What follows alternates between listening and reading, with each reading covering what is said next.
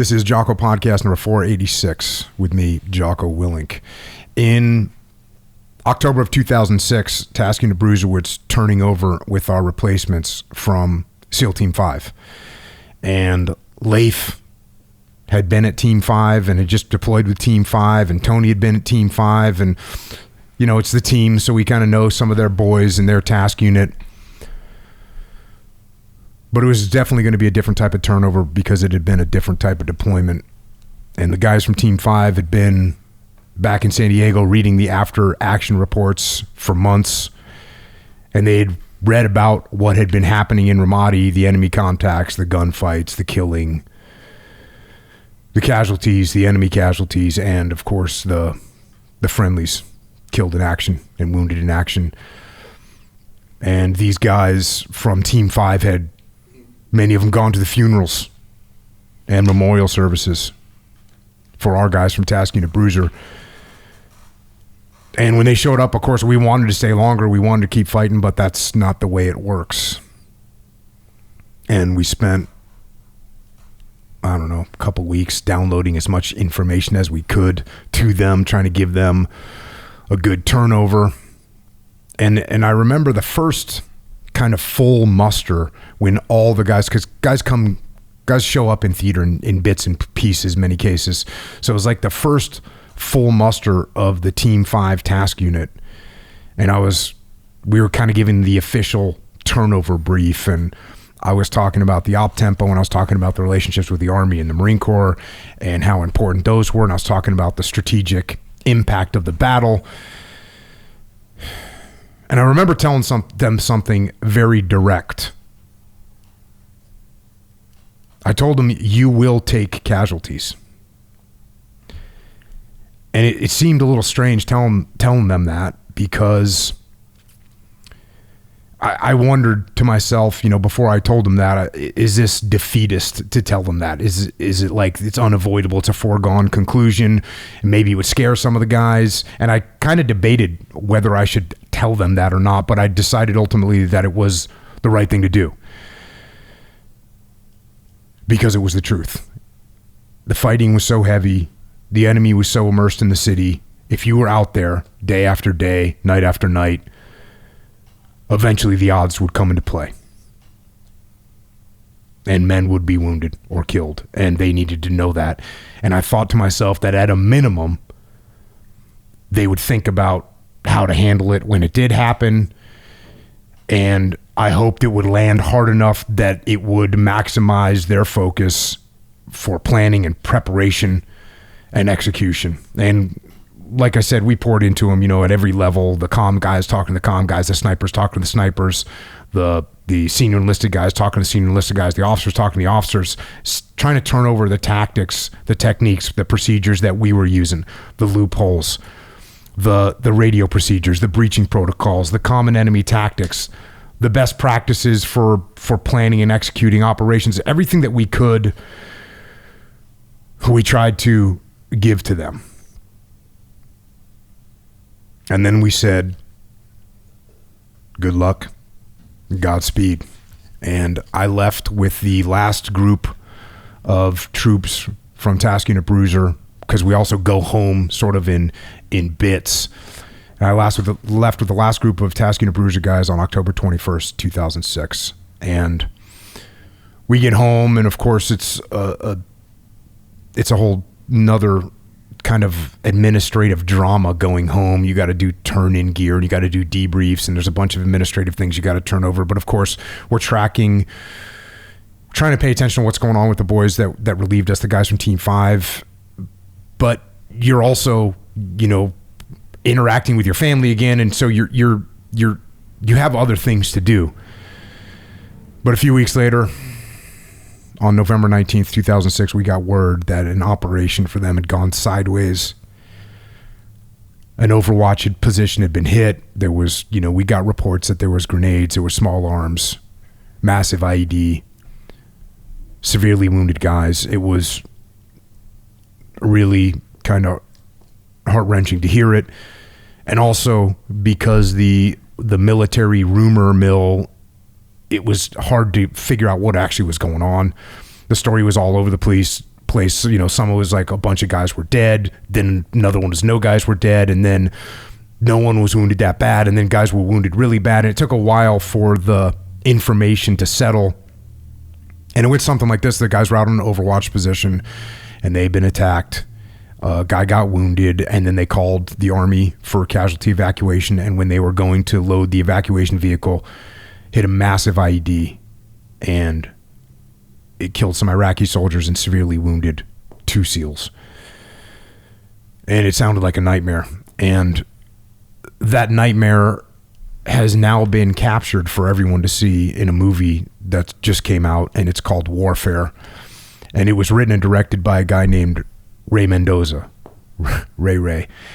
He's also a guy that made a while ago, he made a show on the History Channel called Warfighters, and he did one episode that was called Charlie Platoon and the Story of Mark Lee. Well, he also wrote and directed this movie Warfare, and this movie Warfare, he was on that operation. And this movie depicts that single operation, and it really depicts it with no holds barred. There's no sugarcoating anything that goes on in that movie. It is ground truth. It is rough to watch, and it includes everything. It includes the horrible wounds that were suffered by the 2 SEALs that day, Elliott Miller and Joe Hildebrand.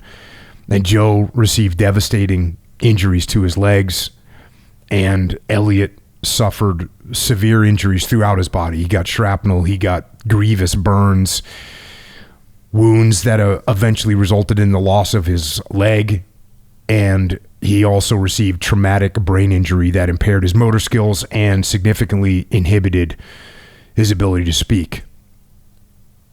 But thankfully, both of them survived through the hard work of the guys on the ground with them and the Army and the Marine Corps risking their lives to go and help out.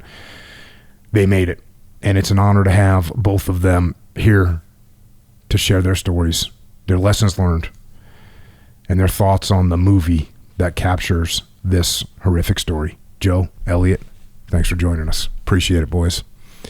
Now, for Elliott, since his speech is inhibited by his brain injury, I asked him a bunch of questions beforehand, and he wrote out some answers, which I'm going to read through, and then he's also got an iPad that he uses to communicate and insult the people around him and make fun of everybody, which is fine. But let's get into it. Let's get into some background. So thanks for coming down, guys. Really appreciate it. It's good to see you both. Let's start with you, Elliott. So I was asking about what your background was, where you came from, and you said this. I was born the 3rd out of 4 kids into a modest family. We lived on a small farm in southern Illinois where we had some heads of cattle as well as a little amount of agricultural land. It was there that I developed my love of the outdoors and shooting and hunting. I was always very interested in firearms, as my grandmother on my mom's side was a Marine, my grandfather on my mom's side was a Marine. He was probably the reason I had become a Marine, which we're going to find out that you joined the Marine Corps. And he had fought on the island of Tarawa and Saipan too, I believe. He had a small shop in town where he sold guns and other knickknacks. I was thinking, besides, like, what do you sell? Guns and like ramen noodles? What's going on there? Zippo lighters. Zippo lighters and ramen noodles. It's like a country store where you happen to have 12 gauges in the back. And a plug of tobacco. Yeah, and he also sold some food as well. Check. So you can get a hamburger and a 9 mil.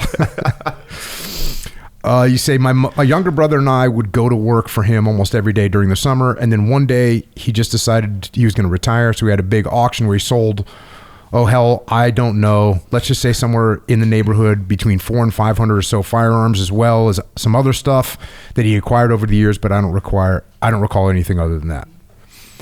You say I was also in the Scouts, where I had obtained the rank of Eagle Scout. which would pay off for me in the very near future as I was promoted to E2 right out of boot camp. Congratulations. You put in a lot of work to make Eagle Scout and just get E2 out of it. That's harder work than going to college, and those people get a commission. Which is just an 8 month, 8 months later you get advanced. So,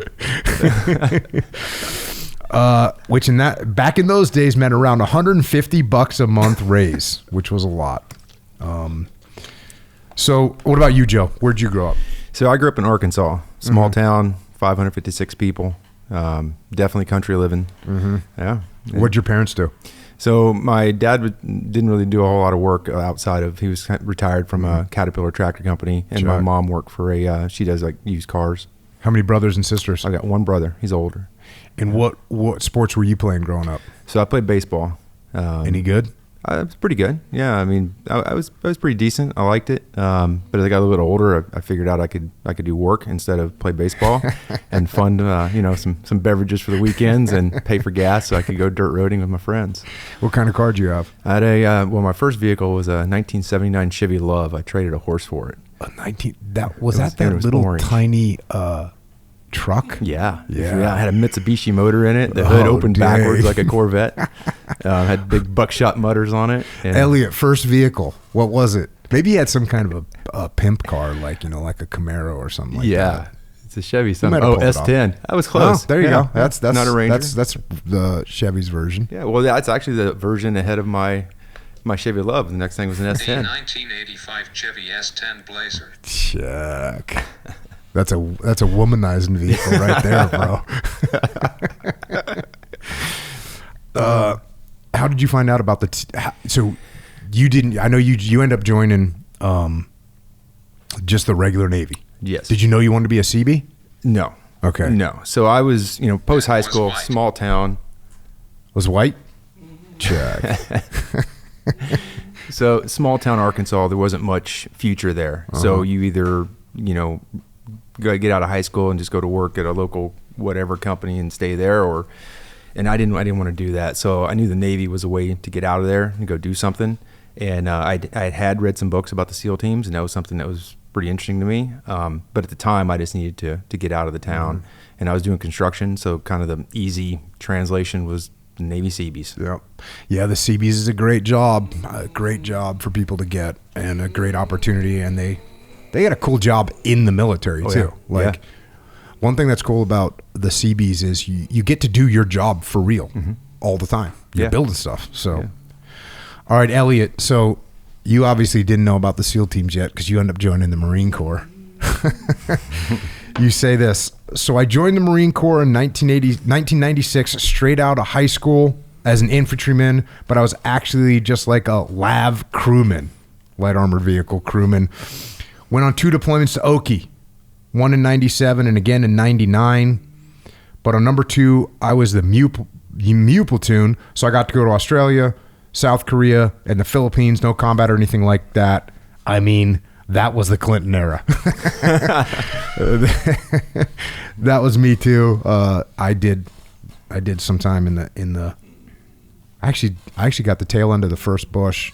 I joined in 1990. So, yeah, not a lot going on, but I'm sure there was some things going on in Australia and the Philippines. From that smirk for Lance Corporal Corporal Elliott over here, Corporal Miller. You say then I got out of the crotch, which is a slang term for the Marine Corps. I got out of the crotch and moved back home, Southern Illinois, to go to college at SIU for just 1 year, but I couldn't stand not having to carry a weapon. So I got the harebrained idea that I would become an LAPD officer. How come you didn't want to become a local officer? Because I wanted some action. Yeah, that's true. I remember in the 90s, we would look at the LAPD. The LAPD SWAT team, the SEALs would work with them back in the day, and they were getting, they do a bunch of hits every month. So pretty good call. You figured that out. Back to what you were saying here. So I packed my shit along with a friend, and we set out for LA. Then along the way, and I mean that too, as we were driving through Arizona, those chicken fuckers flew into the World Trade Center. So almost immediately, I went into the recruiter's office there in Redondo Beach, and my original intention was to re-enlist in the Marines, but they told me that if I was to re-enlist, I would have to go back to E3. So I told them to get fucked. And walked right next door to the Navy and told them that I wanted buds and corpsmen too. So I had to go to Corps School in Great Lakes first, which was a joke. But I got that done and reported to buds in March of 2002 and finished in November that same year.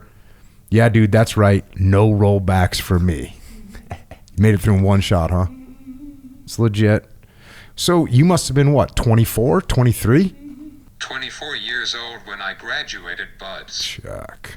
So that's probably average. I don't know. That's probably average because there's not many guys that actually graduate that are young. Mm-hmm. Most of the guys are like 23, 24, 25. I think those are the kind of prime years. Yeah, especially back then. Yeah. And so, but you, Joe, so that's what you did. So, Joe, you join the Navy, you go to boot camp, you end up in the Seabees. Yeah. And then how long did you spend in the Seabees for? So about almost 6 years. So, because I went to Camp David, so I didn't really get into the full CB work like in a battalion. So I went to Camp David, worked for the president there, did that for 2 years. What'd you do there? So Camp David's 100%, well, it's 99% military. So there's one person that comes and plays an organ, for church, but everybody else is military. So you maintain the whole facility. Got it. So I was brand new to the Navy. So I was the junior guy at the camp. So basically all the young guys are mowing grass, and I got to go learn how to take care of a golf green. So I took care of the president's golf green. There's two of us, and there was only one green. Dang, seven tees. What a weird way to kick off your Navy career, huh? Really weird. But it was cool. It was fun. I enjoyed it. Looking back, it was a great time. Yeah. And then from there, you went to a CB battalion? So I ended up going to Guam. So I headed overseas and worked in Guam, and then from there back to a CB unit, and then to buds from there. At what point did you make the decision that you were going? So going to buds? Yeah. So early on, every day was a battle. Like, you love the Navy, you hate the Navy, and can't wait to get out. And then I realized, I was in the Seabees. I loved the Seabees, but I realized if I wanted to join the Marine Corps, I would have joined the Marine Corps. So, because they're very structured. And then I saw a SEAL platoon, and I'm like, ooh. I like, you knew what SEALs do because you read the books. But when you actually see them, you're like, wow, you guys are grown-ups. They treat you like grown-ups. You talk to each other like grown-ups.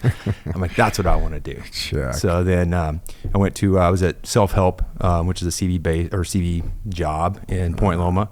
And then I got my orders to buds from there. And what class were you in? 244. So I was just behind Elliott a couple classes. Right on. Any big challenges for you? Well, you're like a freaking stud athlete.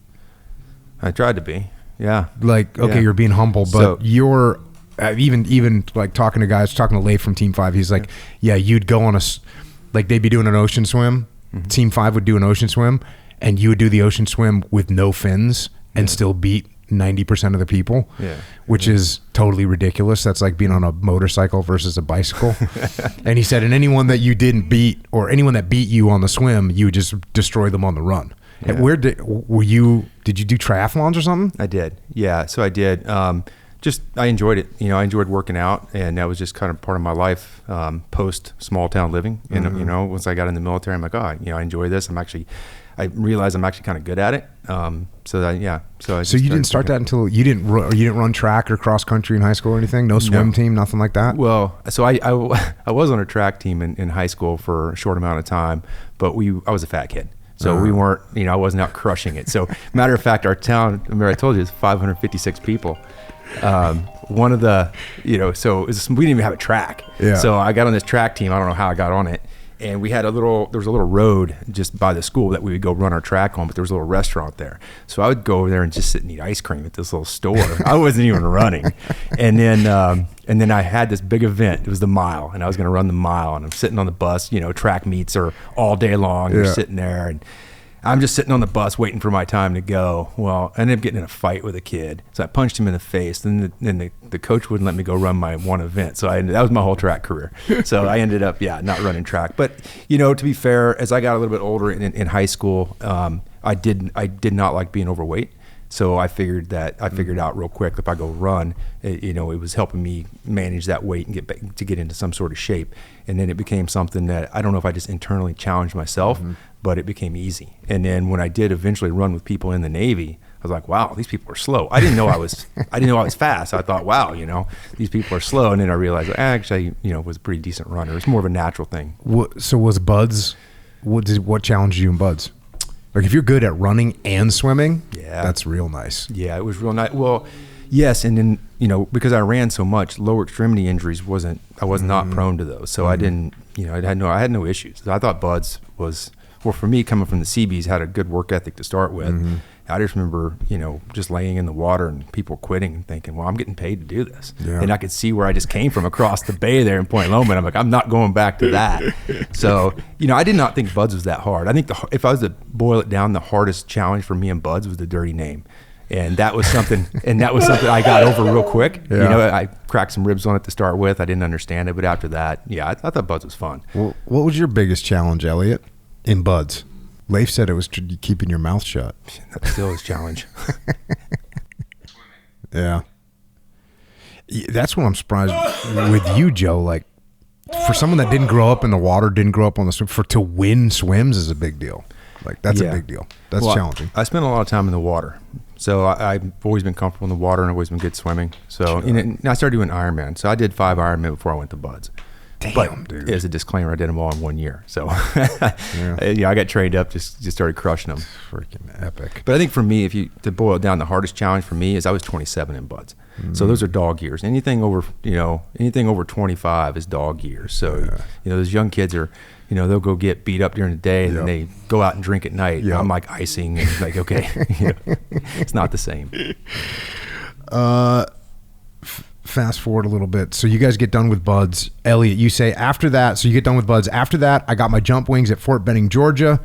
It was back to Coronado so I could get my Trident, which I did in May of 2003. Since I was a corpsman, I had to go back across the country yet again for my additional medical training at Fort Bragg, North Kakalaki, for about another 6 or so months. So after that, I got sent back to Coronado to Team 5 and was assigned to Bravo Platoon, where I did 2 platoons, the first of which was split. The first part we did PSD for the interim VP of Iraq.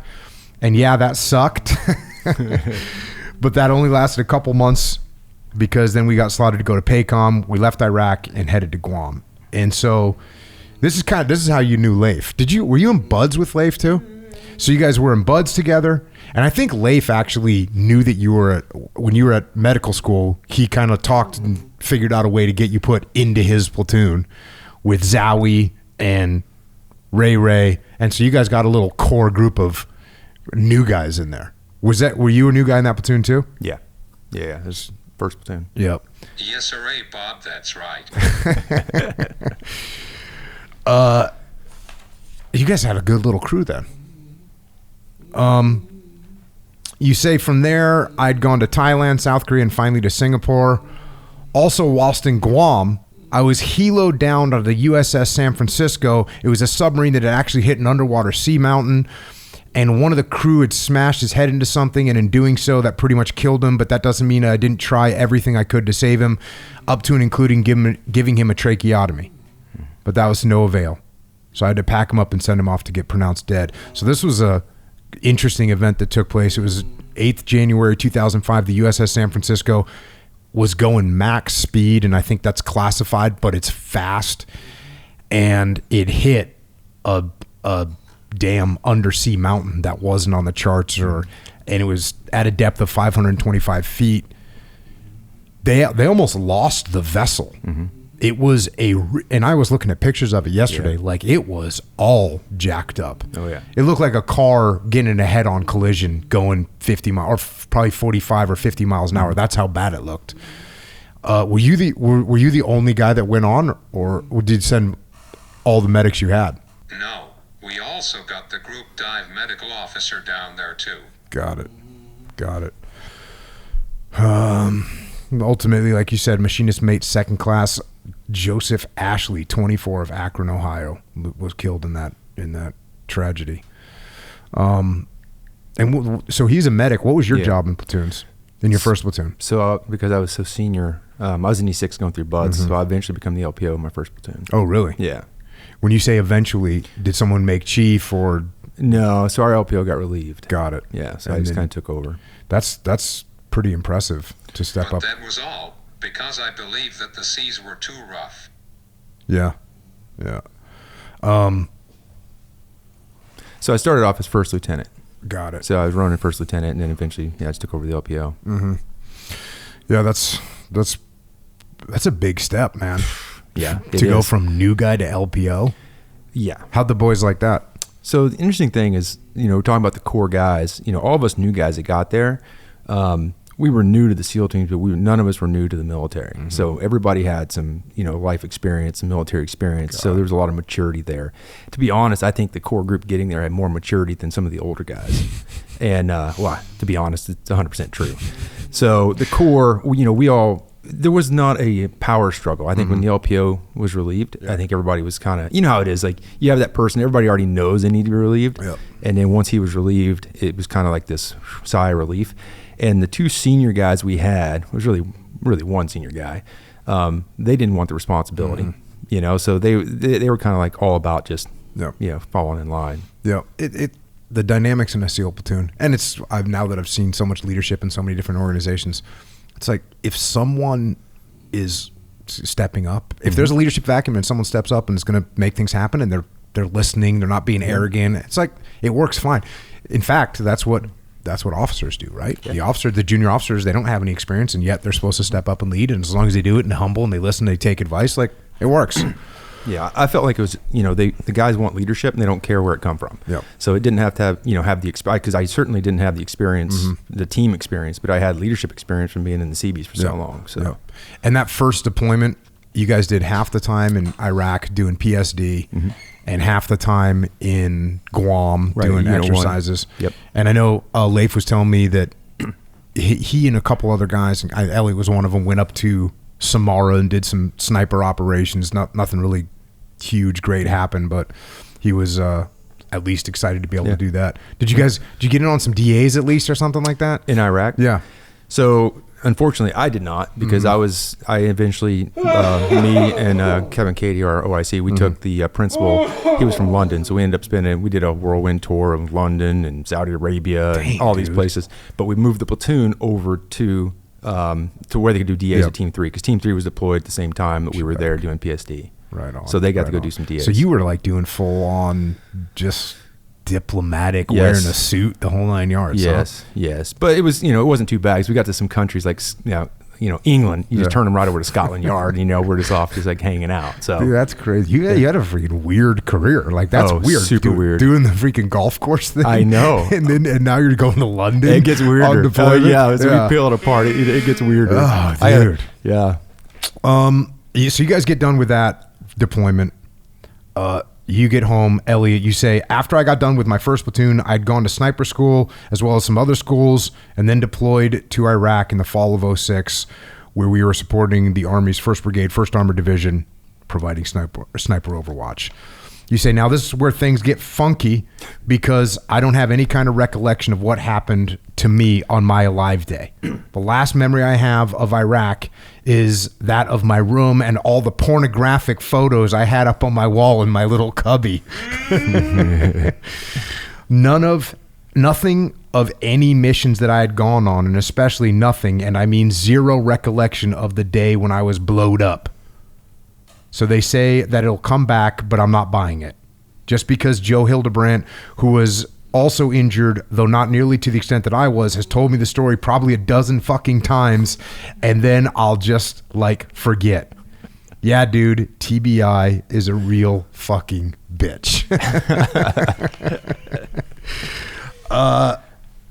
I want to talk a little bit about preparing for Ramadi as you guys are getting ready to go there. As I mentioned earlier, and I didn't really think too much about this while I was in Ramadi, that our after actions reports, like one of my buddies, when I got back, he's like, dude, we were reading those things to the command daily. Yep. What was that like for you? Like, as you're hearing the shit that's going on and you guys know where you're going? So I can I can probably speak for the whole platoon at the time. We were reading that stuff, and it was the most real anything had ever been in our lives, because we know what we were preparing to go do, and there was no shortcuts. We were honing our skills, we were sharpening our knives, learning how to keep our powder dry every single day. And it was not, ULT was a whole new beast for us at the time, because we'd taken diving out, we just whittled it down to like what really is important, and then we were taking that time for sit, which it wasn't called sit back then, but we were taking that integration time to really hone down on what we were learning from your after action reports, and to try to be as mentally and physically and tactically prepared as we possibly could be. And even for the rest of my career, I don't know, you always think, even as a platoon chief, I was trying to focus my platoon on what really matters, but that was a time where you were really paying attention to every little detail. Yeah, I think that, I did 7 deployments, and there was no time where I was in your guys' shoes, which is like, even when we were going to Ramadi, I knew it was bad, but it was sort of bad in a good way, there's lots of bad guys there, and it's going to be a great deployment. And so I kind of had that feeling, and by the way, we only found out we were going to Ramadi 2 weeks before we deployed. So we were really focused on Baghdad. And Baghdad, I had been to Baghdad and kind of done the same kind of operations that were done in Baghdad. So it was very much, okay, cool, like it's going to be a great deployment. But then we find out we're going to Ramadi. And, we barely even had time to talk to the guys that were over there. No pre-deployment site survey. We just show up. And it was real obvious when we got there, though. Like, oh, okay. And I knew it. I knew how bad it was, because you're seeing the casualty reports in Al Anbar province, and most of the casualties are in Ramadi.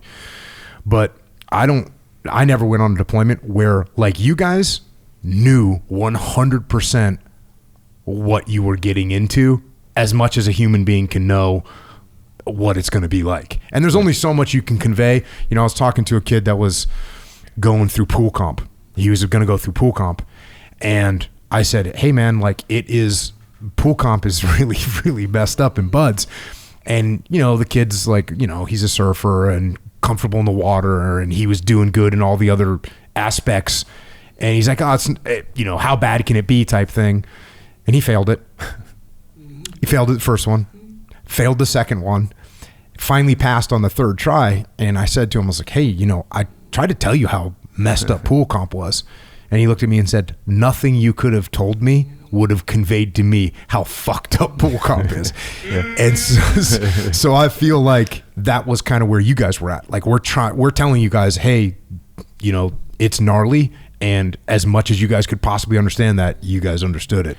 Well, I think we fully understood it, because, after action reports you're always getting, and they're always inflated. They're always, trying to make something, we did this JSET or whatever, and you build it up to do it. We did all these things. But this was the first time that we were reading these after action reports. We knew it was true. These things were very truthful, and this is what we were preparing to go do. And I think that was across the board. Everybody knew that. I got some emails between Elliott and Leif, and Leif and Elliott. This one is from Elliott to Leif, May 17th. So this is like, we're only we're like a month and a half into deployment. From Elliott to Leif. Damn, dude. What are you tasking a bruiser dudes doing over there?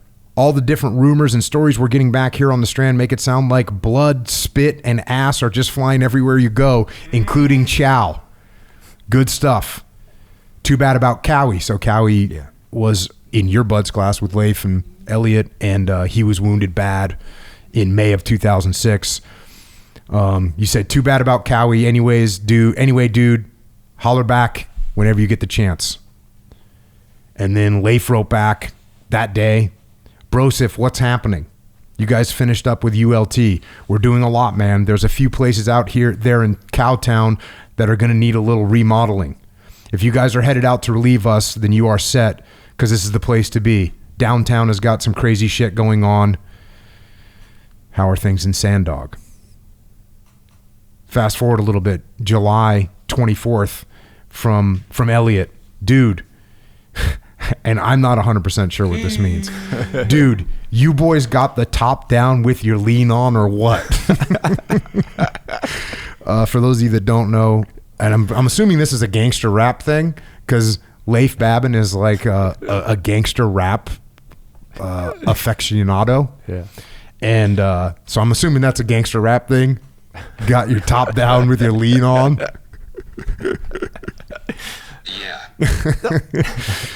Yeah. We be hearing good stuff coming out of your hood. Just try and save some for your old boys in Bravo. We don't want to get over there. You guys have turned that place into a ghost town. All the fellas are doing good, though, and everyone gives you a shout. I'll tell them you said, what's up? Anyhow, take care, dude. And it's funny. It's very hard to understand the mind of team guys where that's, he's kind of half joking. Elliott's kind of half joking, but like leave some for us. Mm-hmm. Like, you know what I mean? Yeah. That's the attitude. Leif replied, Elliott, all is good here. Lots of shooting going on regularly. Always a good time. Be ready to get your sniper on. Make sure the 300 Win Mag is doped in, as you should be putting her to good use. Slap Al in the nuts for me. Keep it real and take it to the house. Fast forward a little bit. And again, this is what's happening as you guys are preparing to deploy. And do you know when you guys found out you were going to relieve us, when that like got confirmed? I don't remember exactly when it was. I mean, I think it was like later in ULT, but we knew, I think, because, our leadership was very keen on people knowing where they're going as early as possible. Good. It wasn't that little game at the end, Yeah. I think about 6 months out was when we knew. Check. Yeah, and that's basically when we got there. So as we got there, you guys were probably, all right, let's see what these guys are doing, and then you're tracking. Here's another email. This one's from August 19th from Elliott. Sorry to hear about everything. And that right there is just a reference to Mark Lee and Ryan Jobe, Ryan getting wounded so bad and Mark getting killed on August 2nd. But I'm glad to hear you're all right. Everyone is pretty anxious to get over there and replace you guys so we can put a little hurt on too. Got to admit though, TU Bruiser has set set the bar good and high. But who are we kidding? You're only as good as I taught you, young Jedi. Well, as usual, I don't have much to say. Take care, brother, and always remember, Elvis isn't dead. Mickey Mouse is really a master conspirator of communism, and Chuck Norris is just a fucking actor. Have fun, dude. Leif replied the same day, E-Rex, which is one of your nicknames. Your other nickname is Booger, which you got that from your parents? No, who gave you the nickname Booger? One of the things you wrote, E-Rex, thanks for your words, brother. Rough times here, but we are driving on with the mission. There will be I don't remember. You just became Booger at some point. But I think that it was Dave Tyndall and Zowie who gave me that nickname because I had said one time that I wanted to booger some chicks, and then it stuck with me. Fair enough. Reply to that email. Another nickname that you had was E-Rex. It said, this is from Leif. E-Rex, thanks for your words, brother. Rough times, but we are driving on with the mission. There will be lots to do here as long as your head shed lets you do it. Depends on how much risk they want to run. Obviously, it's some dangerous shit. As always, I'm still your daddy. Enjoy your last 6 weeks in the world, and we'll see you out here soonest. Give a shout out to Al, Ray, Casey, JoJo, and Baby Lou for me. Peace out, your grandpappy. So there was still the rest of that was in August that you sent that email. There's still the rest of August, September, October before you guys deployed, and we would send home more wounded. And of course, September 29th, Mikey Monsoor was killed. Were you guys still? Did you guys go to his funeral? Yeah. I just can't imagine a more sobering pre-deployment event. Yeah, it was tough. It was tough watching the guys too. We're getting ready to step out the door and seeing him come back and go to his funeral, and yeah, it was hard. It was hard to keep focused on what was going on or where we're going, but it was also a good way to focus on where we're going. So it was a hard time though. So you guys show up. Do you remember me saying like, "Hey, you're going to take casualties"? I don't know. I do. Yeah. That happened right as we got there. Yeah. We did a quick. So Elliott and I, when we got on the ground there, we got back over to Mark Lee, and we reorged really quick because we headed to Corregidor to go turn over Seth. Yep. So yeah, that happened really quick when we were there. How was the turnover? It was good. Yeah, I mean, it was a typical Seth turnover. Mm-hmm. You know, we walked right out into a gunfight. We're like, what are we doing? We just went out and on the turnover op, we just went out, just blowing loopholes everywhere, just getting after it. And I remember we got back, we're like, what the hell just happened? Like, but it was a good turnover. You know, we got out and because you know none of us had been in any real gunfights up to that point, so that was a good way for us to like kind of break into it. And then they were gone. You know that, you know how fast that rip happened. We basically got a lay of the land one night, 2 nights, and it was like, okay, we're out. And you know, normally you have these long turnovers in places that doesn't even really matter, and this is one of them that really mattered. But then again, it's good to get that leadership, to get those people out of the way so you can you know, start focusing on what's next. Yeah, it definitely felt like we wanted to give you more turnover. Oh, absolutely. Like I remember, so I don't know, maybe a couple weeks before you guys started showing up, we were out doing some operation, and I was like out there with the platoon, and we're peeling back, and I'm looking at the platoon. You know, I happen to be like holding security or waiting for my turn, and I'm watching the platoon, and you could see like they're just freaking good. You know, everyone is just so in the game mode that, and everyone had learned a million little tiny lessons, Every guy had their own little thing that they'd figured out and shared, but it's just like the experience, there's no other way to get it, you know? And I just remember thinking like, oh, man, like just praying, like, please, like, let you guys get some time to kind of, get more experienced, you know, like let you get some time before shit hits the fan. And unfortunately, it just doesn't work that way. No. The enemy doesn't give a shit. In fact, the enemy knows, and they have their own little intel network, and they know, the new group took over. They did that shit all the time when the army would start to turn over with the Iraqis somewhere, or a new unit came in. It was like guaranteed you're getting hit. Yeah. And they did that when the 11AD showed up. Like new Humvees are out in town. Oh, that means there's new people. That means they don't know, they're not experienced yet, and they hit them. And I remember actually Leif was talking about it with me yesterday. You know, he was watching. You guys were getting ready to head over Corregidor, and you know, he was just telling me like how, Elliott, you were so like fired up because after however many years in the military, you're going to go and you're a sniper. You're going to go do 100%. You're going to go do the thing that we trained to do. And he was telling me he was watching you. You guys were getting ready to take your convoy over to Corregidor, and he's like watching you in the 50 cal turret and lock and load, and he's just sitting there looking at you, and he was telling me he could see how freaking stoked you were, and he was super pumped, but at the same time he was just like, man, like it's the same feeling we all had. Like it's freaking it's real, man, and it's real. And just pray, like we're praying for you guys, like please just like let these guys get their bearings, and please let them, you know, you feel like no matter what we did in that short period of time, you just leave going, damn it, you know, just, you know, you're out in the streets in Ramadi, and I don't even know if you guys had the opportunity to get there. We were out there so much, it was like, we know exactly, you could just drop us off anywhere, and it'd be like getting dropped off and, you know, by my local freaking Starbucks. I think I know exactly where I am. I can walk home. I can go.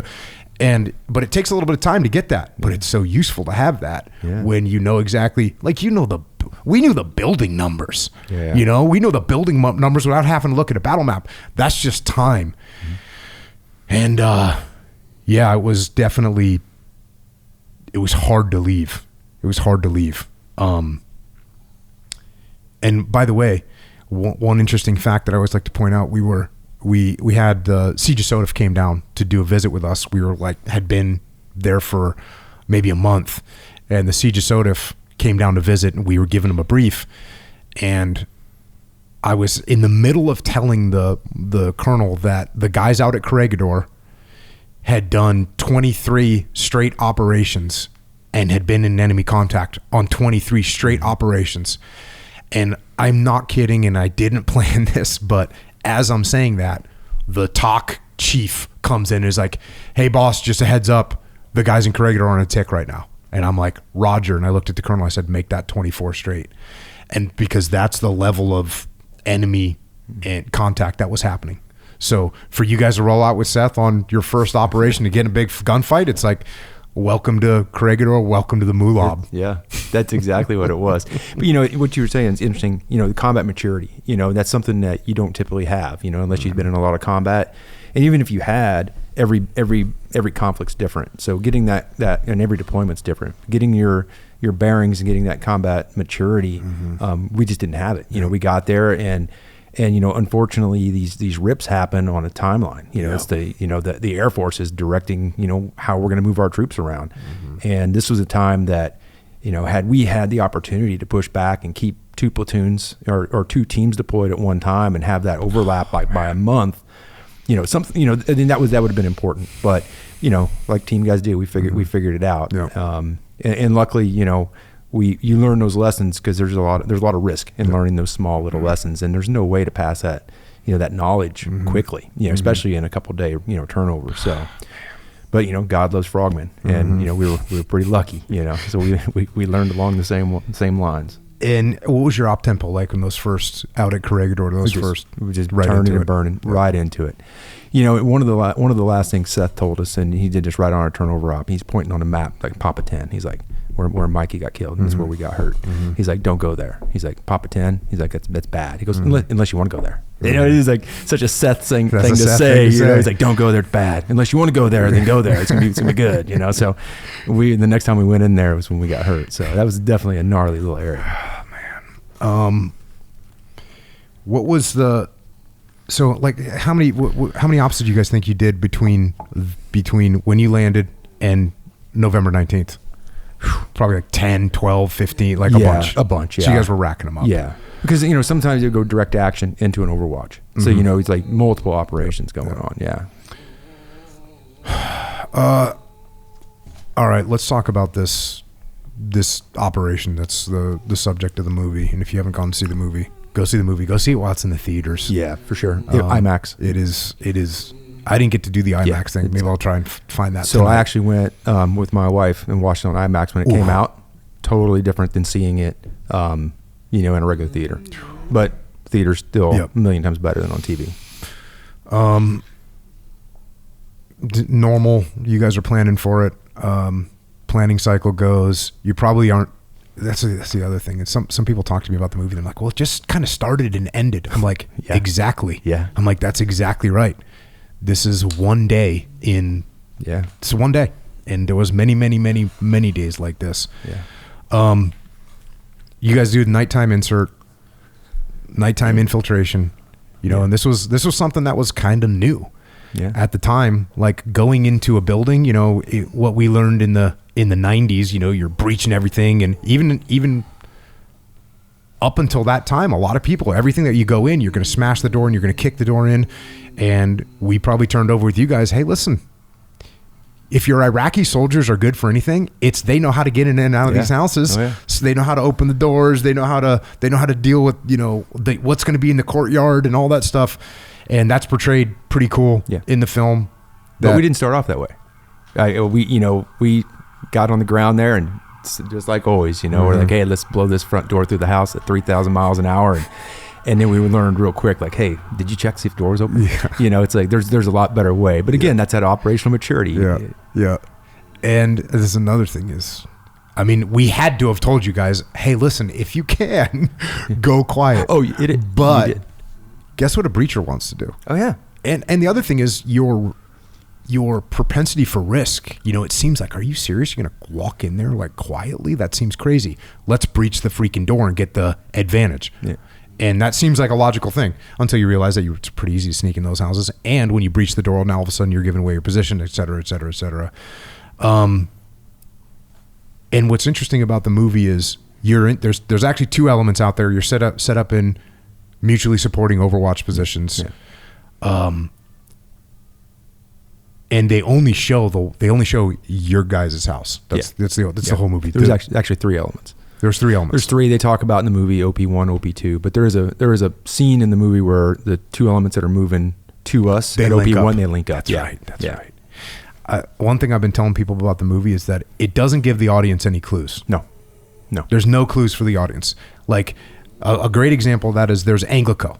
Yeah. In the building with you guys that play a pivotal role. Mm-hmm. Anglico played a pivotal role with us. Oh, yeah. Like one of my great friends right now is Dave Burke, who is one of our Anglico guys, and they did scores of missions with us. There's no way that anybody that's watching that movie that doesn't know like what Jocko Willink knows that that's an Anglico guy. No. And there's no hint. Yeah. A normal movie, they'd say, hey, throw a piece of dialogue in there to explain that those are Anglico Marines. Like, and someone would say, hey, check with the Anglico Marines and see what they say. Hey, Anglico Marine, what's the deal here? Well, here's what's but there's none of that. No. They're just like, we're moving forward and there's no clues for the audience. Just like there's no clues about what's the plan. Mm-hmm. Well, no, you're on the mission. There's no clues, and it's a different feeling for watching a movie. And I have it with all my knowledge. Like, I know exactly what they're doing. I freaking know that AO. I know like, you didn't pop a 10. Like, that. I was looking at some of the scenes and I was like, wait, they might have used pictures of my guys on some of those street corners. Cause it's like, there's good pictures of Tasking and Bridge. I was like, they might have used, it looks exactly like that. It was exactly like it. Yeah. It's the same stuff. But the way the movie is done, you don't get those clues as the audience. No. You're just immersed in it, and it's a really powerful thing.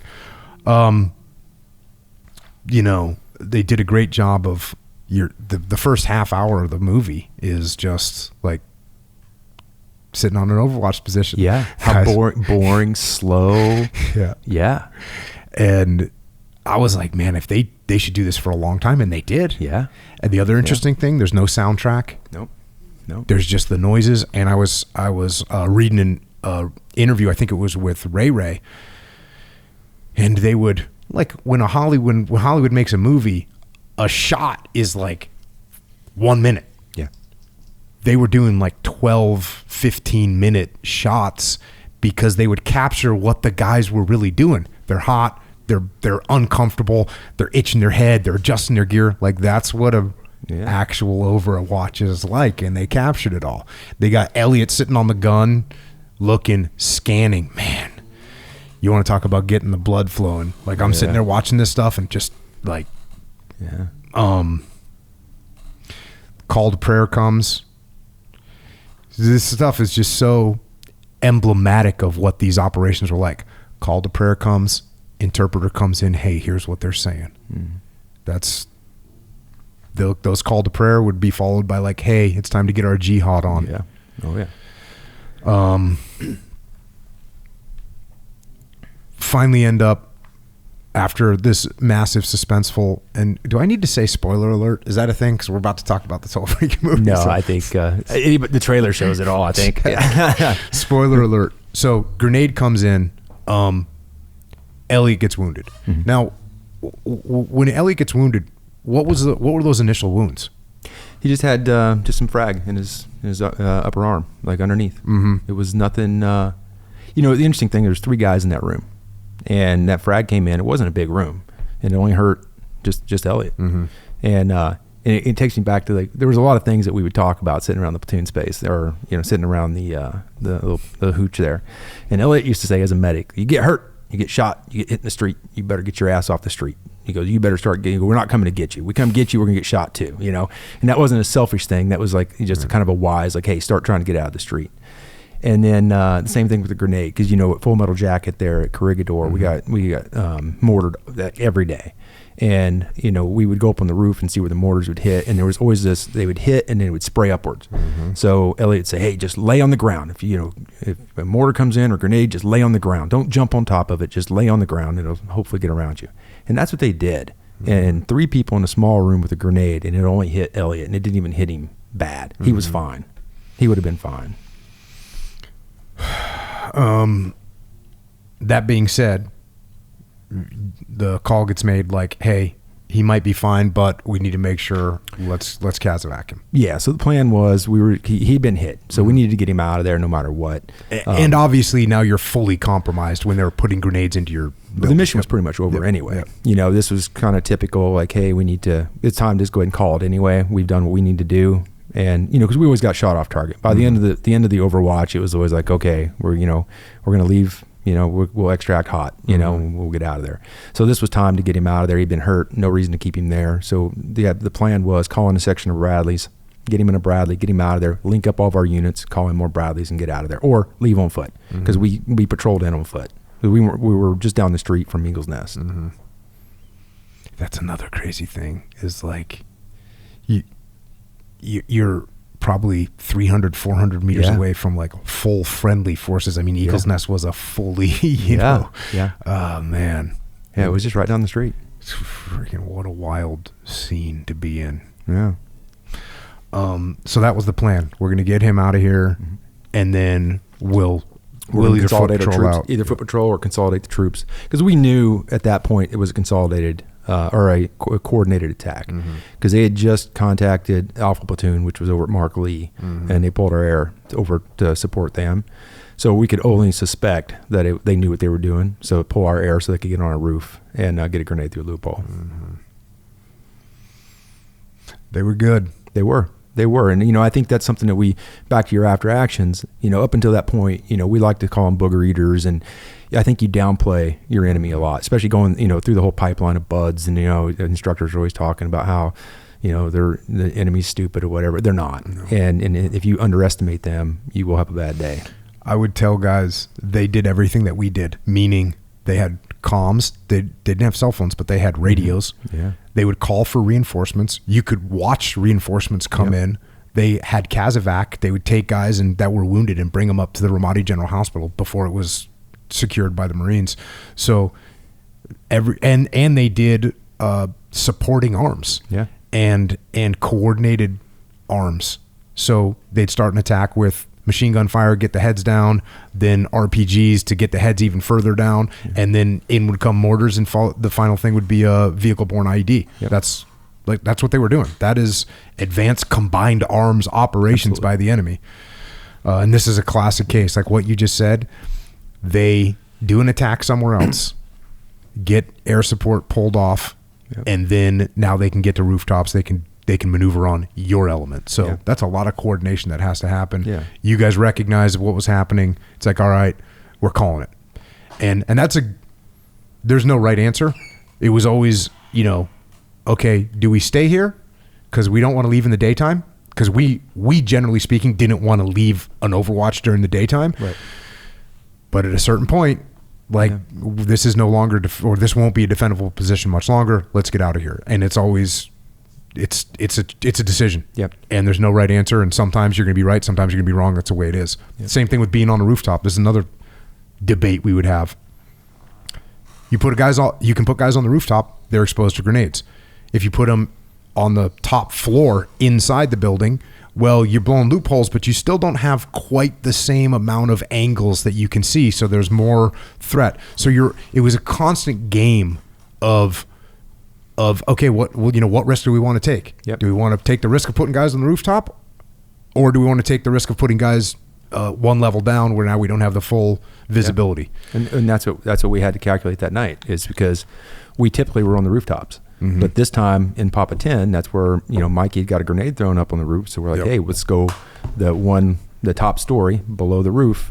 And we definitely lost a lot of situational awareness by that. And, you know, those roofs were really close together. Yep. So they were able to just kind of step roof to roof. And we couldn't see them without our air support. So the decision gets made. Bradleys are coming. And by the way, this is something I always point out. And I've heard Ray talking about it. Of course, again, there's no clues. You don't get these clues in the movie. It doesn't spell everything out for you. When we would call the Army or the Marine Corps for a CASEVAC or for fire support, they would risk their lives to come and give that to us. Those roads that they were coming down, the 11 AD lost 9 Abrams main battle tanks and 15 Bradley fighting vehicles while we were there. Mm-hmm. So when these guys were jumping in their vehicles to come and rescue us, it was at great peril and risk to themselves, their vehicles, their forces. But they did it over and over and over again, and they did it here. Yeah, without hesitation. Yep, no hesitation ever. It was just the just awesome that these guys would. And sometimes you're calling a Casevac from some company or element that you never met before. You haven't worked with them before. Over time, you get to know them, but they don't care. They don't care if they know you or not. You're an American. They're going to come and do everything they can to help you. So that's the situation you guys are in.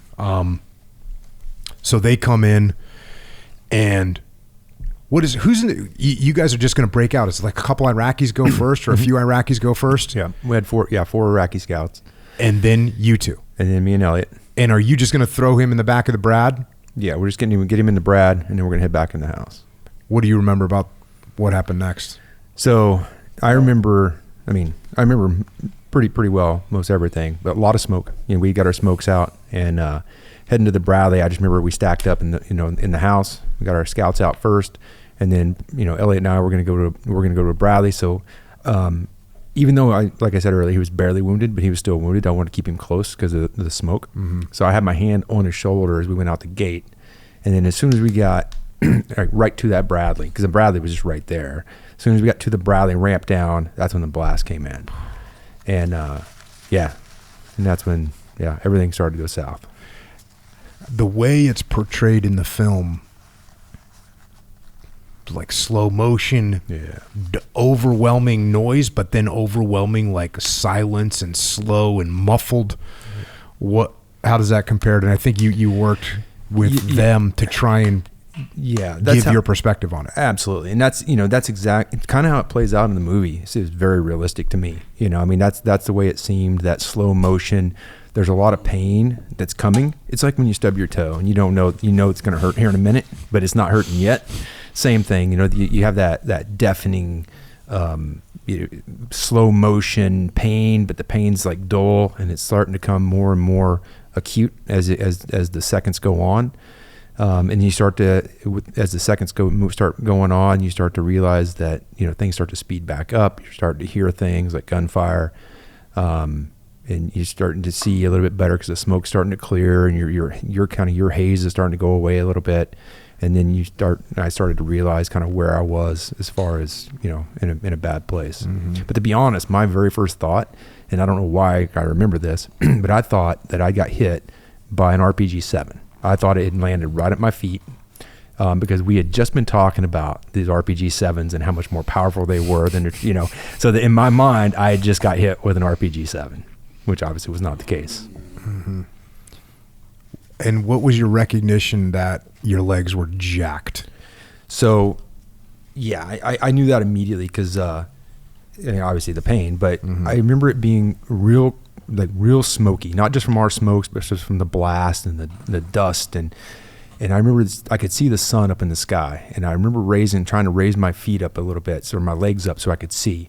To be fair, I've been watching Band of Brothers, so, I just expected this gruesome, this is it. But as I could see, my pants just kind of went up and fell. So I thought my feet were both gone. In my mind, like, they're not there. So, but that's not something you're really worried about at the time. More worried about, getting shot at still, and so getting back in the house. And that's something that Ray and I talked about this later, but, I remember telling Ray, because he said I was fine. He's like, "You're gonna be fine." He checked. And he's like, "Your junk's still there." And then I remember, like, I appreciate that, because we talked about these things. But I remember saying that my feet were gone, and I remember him looking. He's like, "No, they're there. They're in the wrong place," because they were like pretty jacked up. And how many Iraqis got killed? 2. So 2. Yeah. So you just to clarify for people that don't know, you said scouts. Yeah. You said scouts went out, and those were Iraqi soldiers that were like a scout platoon, and so we'd call them scouts. So 2 of those guys were killed. Yeah. Your OIC is like concussed bad, and they get you guys inside. And again, you go see the movie. We could sit here and talk about it. Go see the movie. We're sitting here with 2 guys that were there, and the movie was made by a guy that was there, and we're not going to do it justice. We're not going to do the movie justice. Yeah. And it's funny. I put it out on social media, and people were saying like, well, I guess I haven't approved. I don't approve a lot of war movies, right? Like, oh, this is a good one, but man, this is a good one. And like I said, there's no punches pulled, and so getting the details of that, go see the movie. You guys both end up. You're in pain. You guys get morphine. There's confusion. There's chaos. And it really is portrayed well in the film, like the mayhem. Yeah. And at one point, I was really paying attention to it, but they have all the radio calls are coming in, and radio calls, and it's like radio calls on top of radio calls on top of radio calls, which is 100% what can happen in chaotic situations, and it's 100% what's happening. And finally, Ray just unplugs his headphones because he can't. Like, he needs to just get to what's right in front of him. Yeah. But they did a great job of portraying that. And you notice it because all of a sudden when he pulls that out, all that crazy traffic stops. Yeah. And, I had, like, in my platoon, in my tasking, like, you weren't allowed to talk on the radio. Like, no one talked on the radio. It was like, unless you had something just level 10 critical. But that doesn't apply to everybody because you got different units that are out there, and they're trying to figure out what's going on. They're trying to coordinate. They got wounded. There's other firefights going on. Finally, the other squad, and again, I'm just go see the movie. This is as good as you're going to get. The guy that was there made the movie. The guy that was there that made the movie got the input from all the guys that were there. Like, and he had pretty free reign. It sounds like. To do what he wanted to do. Yeah. And so go see it. Finally, the other, like you'd mentioned earlier, there's actually 2 other Overwatch positions. They consolidate, they move to your position. How freaking stoked were you to see those guys? Yeah. Yeah. Really stoked. Let's take a quick step back by all here. Means. So one thing the movie does not capture, and we had one medic. Elliott was our medic. Mm-hmm. So now we're in a really bad place. We have 2 wounded SEALs. The rest of them are either holding some sort of overwatch or keeping us alive. So we were in desperate need of getting these other guys consolidated to us, which they're in a tick. And, these bad guys we're talking about being, coordinated. It's as if they were coordinated enough to keep them from coming to us. That was their goal, was not necessarily to kill them. I think that was their overall goal, but to prevent them from consolidating on us, to give them an opportunity to get into on top of us and do what they needed to do there. Mm-hmm. But so the movie doesn't even start to allude to Elliott being our medic. Elliott was our medic. So, we had Ray working on me, which is a comm guy, and then Anglico working on Elliott because they thought Elliott was going to die. And I hate to say it that way, but he did not look like there was anything they could do to help him. Mm-hmm. So that's why Anglico was working on him. So we were in pretty dire straits. We went through every contingency you could possibly go through at that point. Yeah. Well, it's dire in the movie. You're definitely feeling it. Yeah. And I don't know from being in the teams myself if it seems worse in the movie or if a civilian would look at it and go, that's level 10 bad, or if they'd be like, well, probably like a level 7, or if they're like, no, that's a 12. Or if, I don't know how a civilian, but reading reviews of it, people get the message like this is a terrible situation. And just to give a little more clarity, you got 2 severely wounded guys. You got guys trying to keep them alive. There's not that many freaking people on the team. The Iraqi soldiers, they're gone. They bailed. 2 dead, 2 gone. 2 gone. Yeah. You cannot hold security barely in a building like that. Like, basically you can't. Yeah. So you're trying to, the enemy's closing in on you. Mm-hmm. It's just a nightmare. The other squads consolidate. They show up. Yeah. They can start to actually make progress. It's like you guys as a smaller element, you guys are just treading water, just barely keeping your head above water. Yep, just your lips. And just your lips barely, in one nostril.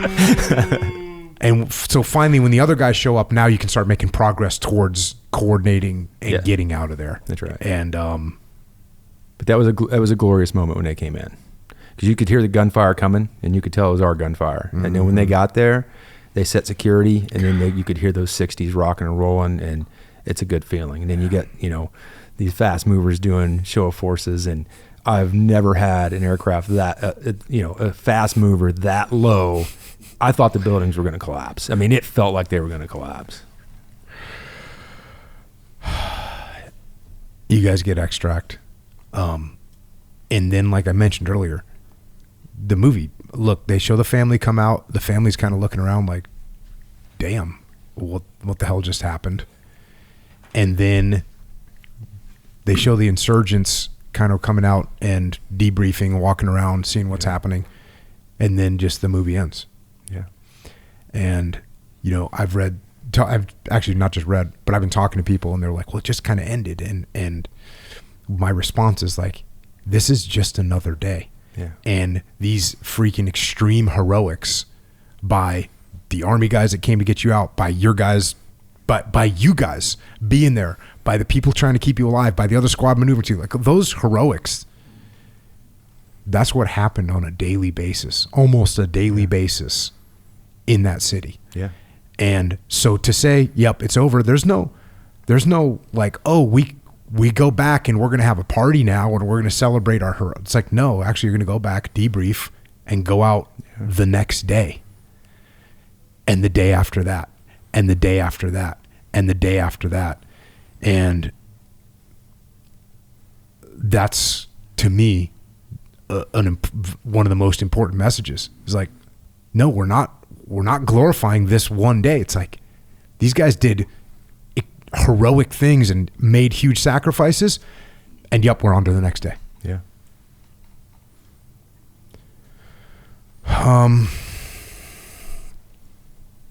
When you went and saw the movie, did you see it with civilians, like a normal day? So I've seen it, I saw it several times, through the process. Right. Actually went to the red carpet and watched Elliott and all his picture taken there. But so I was able to see the movie several times. But when it came out, my wife and I decided, like, hey, let's go watch it in IMAX. And just a bunch of civilians.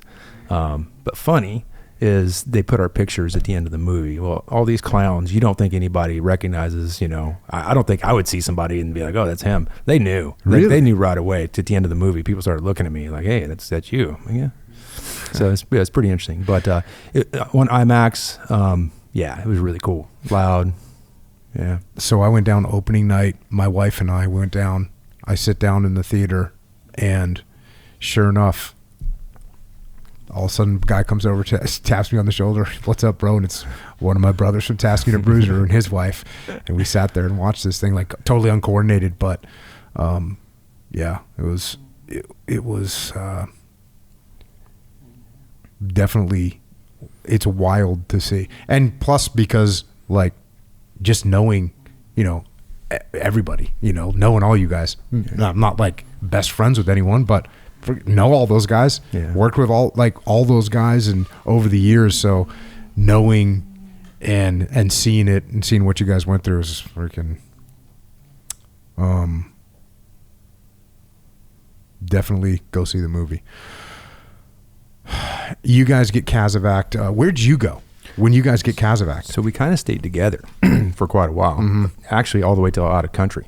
So from there, we went back to the med station across the street from Corregidor. And that's where we left. Went there for just a hot minute. They got us in a 46 and flew us, I think it was a 46. I know I eventually ended up in a 46 at some point. Because, so they flew us from there to TQ and then TQ to Balad. Yeah. And then while we're in Balad, we were there for maybe 4 or 5 days, got stable there, and then flew to Germany. By the time you guys, we're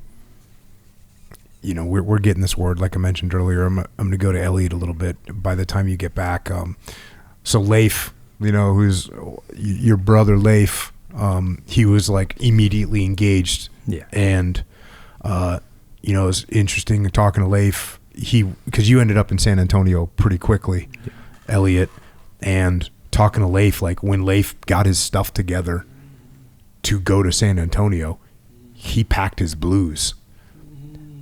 And for those of you that aren't in the military or in the Navy, like when you pack your blues, that means there's only one reason there's 2 reasons you put your blues on: wedding, funeral.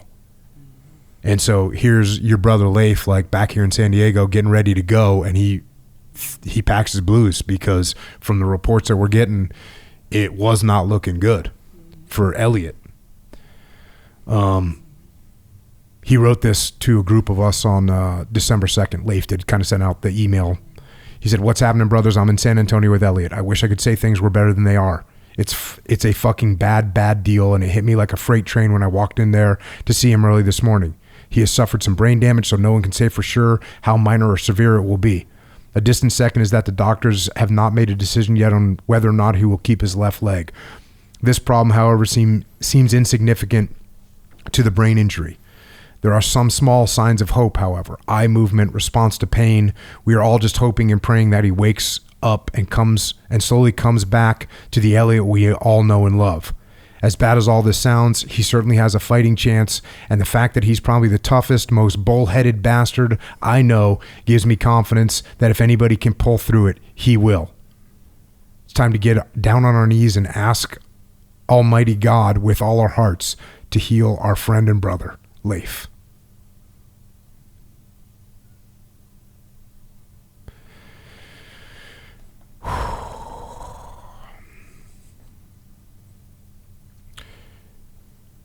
Here's what you write about this time, Elliott.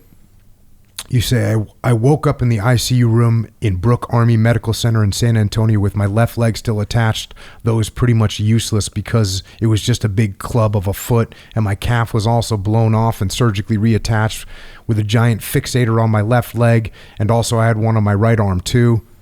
They told me that I would probably need an amputation, but I declined at first. I guess that I was actually just hoping that it would get better and I would be able to join my team and finish my 20 years and retire. However, looking back now, I see just how naive of thinking it was, because I've never seen a one-legged frogman that couldn't speak. Have you? Didn't think so.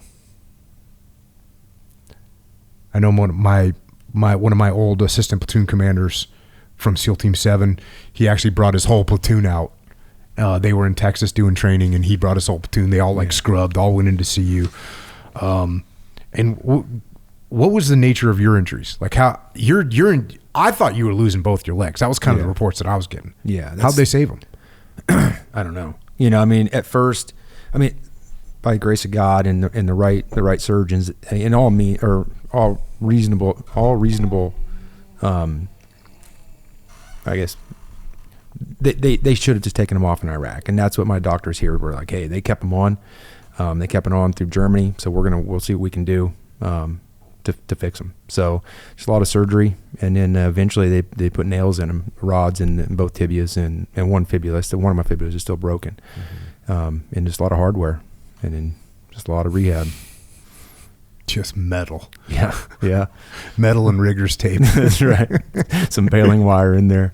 But yeah, they really probably should have, for simplicity, just taken at least my left one off in Iraq. And was it just broken bones? Broken bones and a lot of flesh missing. So they eventually had to harvest so the intergastric calf muscle to flap over the front, because you could just see my tibia. There was just a big hole where my tibia was there. And, you could see the tendon that went down to my big toe, which traveled right along the tibia, which did not get injured, which is crazy because it was just exposed. But they were able to cover it up and get it up and going. So bilateral tib fractures, missing a lot of flesh. How long was, like, when they started putting your legs back together, how long did that take to put them back together? Where you could walk again? When could you run again? Yeah. So after all the surgeries, I was in the hospital here in San Diego. I eventually made it back to San Diego for my surgery. So I did all my big surgeries here. So I was in the hospital up until almost Christmas time. And then I had to break out of the hospital. I could not stay in the hospital anymore. And then it was a few more months before I was able to kind of stand on a walker. And then, so probably running was a while. So they ended up, Group 1 bought a underwater treadmill, which I thought was really cool, state of the art at the time, not so state of the art anymore. So I was able to kind of get in this treadmill, flood it with water and run. But to actually be on my feet, like not non-assisted, it was probably, I think, 6 months or a little better. Was the prognosis from the beginning like, hey, like you'll be able to walk again, or were they kind of? No, everybody was, and I don't know. why they some of these surgeons or these doctors would just kind of default to the worst. Mm-hmm. And at first they're like, you're probably not going to walk, normal with the way your legs are, and then as I started kind of getting better, they're like, well, you're going to always walk with a limp, but you won't run, and all these things, and not to take them and turn them into a, kind of a motivational thing, but it was more of like, okay, I didn't believe them, I'm like, we'll see, we'll see what we can do. And then to find, that new, because basically you got to find where you can work from, because I didn't know where my baseline was. Now once I found my baseline and started working. Can I caveat that real quick before we move on? I also suffered an injury to my junk too, and when I was in the hospital there in Iraq, I believe. But anywho, there was a surgeon there who was a urologist, and he put my junk back together for me. God bless that guy. Yeah. We need to give that guy at least a Navy Achievement Medal. At least. Hey, if you're out there and you're listening and you did that, we want to have you on the podcast to talk about the heroic achievement, especially that type of microsurgery on Elliott's junk. Here's another update email from Leif. And I remember this one. The subject line was, "Booger is still in there." It says, "The miraculous breakthrough that we have been praying for happened tonight. Me, Dave, and Elliott's dad, Joe Miller, went to see Elliott tonight and immediately noticed that his eyes were wide open, much more so than before, and was clearly looking around. He very perceptibly looked over at each of us as we talked to him and focused on us. I asked him to blink for me and he clearly responded. His dad talked to him, let him know where he was and that he had been out for a while. He asked him to blink twice if his name was Sue. No response. He asked him to blink twice if his name was Elliott. 2 definite blinks. He then indicated that he knew it was his dad, me, and Dave. Elliott has always given me a lot of shit for my Lone Star State heritage. And I told him that since we were in San Antonio, when he's well enough, I would take him to the Alamo to pay his respects. He clearly furrowed his brow at me. First indicators that I have seen that Booger is still there. I can't describe how incredibly uplifting it was to witness this. While he still has a long road ahead and many challenges ahead for recovery, just knowing that Elliott is in there, that he hears us, and that he knows who he is and who we are is a huge step in the right direction. I hope all is well with each of you, and will keep you updated as often as I can. Word to your moms, Leif. And then in January, you got a visit from your platoon commander, who is actually the platoon commander that's in the movie, that's on the mission, the guy that was severely concussed. Yep. And he wrote an update to the guys in Ramadi and some of us about both of you guys. And this is what he said. And he's still active duty. Obviously, we're not using his name. You don't need to use his name in the movie. Joe is awesome physically, mentally, spiritually. He makes me feel like a little bitch. He is kicking ass, and I'll put money down that he will be walking unassisted when we all return from deployment. Joe and I went and visited Elliott this weekend. We spent 2 days with him and left amazed. Elliott makes Joe feel like a bitch, so where does that put me? When we all talk about Elliott, you have to understand that his improvement is all relative. That doesn't discredit his progress, though. I think some of the things have gotten lost in the rumor mill and the email chain, so I want to try and paint an accurate but relative picture. To do that, I have to go back, give a little background that I didn't quite know all the details about. When Elliott finally made it to San Antonio, he was in intensive care unit, and his parents and Leif didn't know if he was going to live through the night. He was rough. So many wounds, so much trauma to the body and brain. So many complications and treatments were slowed and put on hold until his body could handle the extra stress. He was in a coma, had brain swelling, his stomach sliced open to see if he had any internal damage, covered in burns, had pockets of swelling where the pressure had to be relieved by cutting open his skin, etc. Now let me tell you the awesome shit. 3 days ago, he was moved out of the ICU, which means he's going to make it. He is still drugged up on pain medication and gets extra when they change his bandages or have to do something that they know is going to hurt.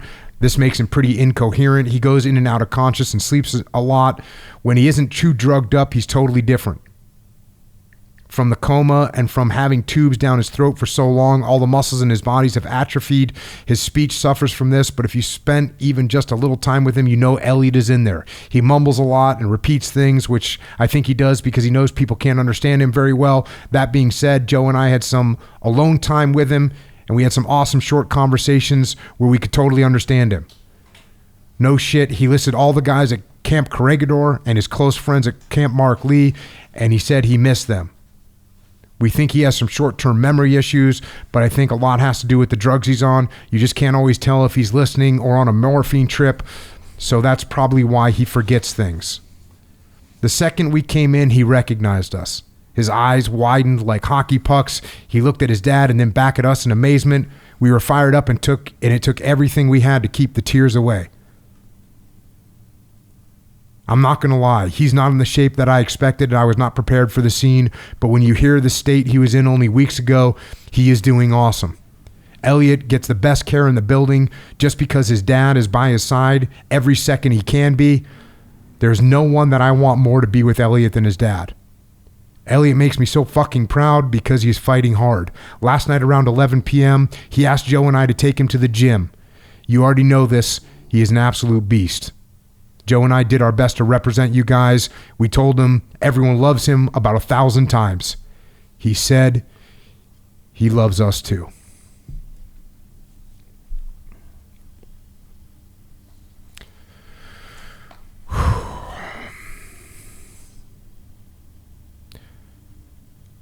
So progress is being made. It's slow, but it's there. You say this, Elliott. After I spent 2 to 3 months down there, I'd gone up to San Francisco to the VA Poly Trauma Center at Palo Alto because of my TBI. I was there for another 3 or 4 months, which totally sucked ass.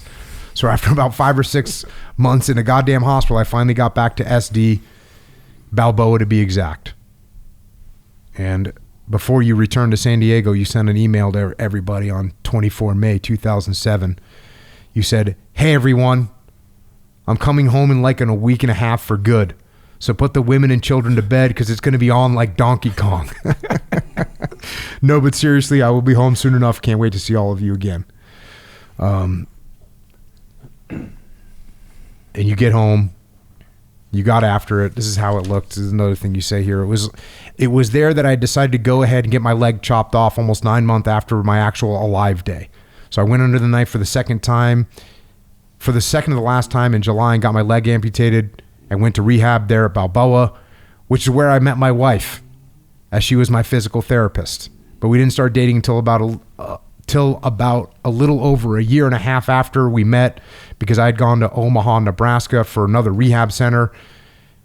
It was then that we started dating. So like a typical frogman, you go and you start going out with your freaking physical therapist.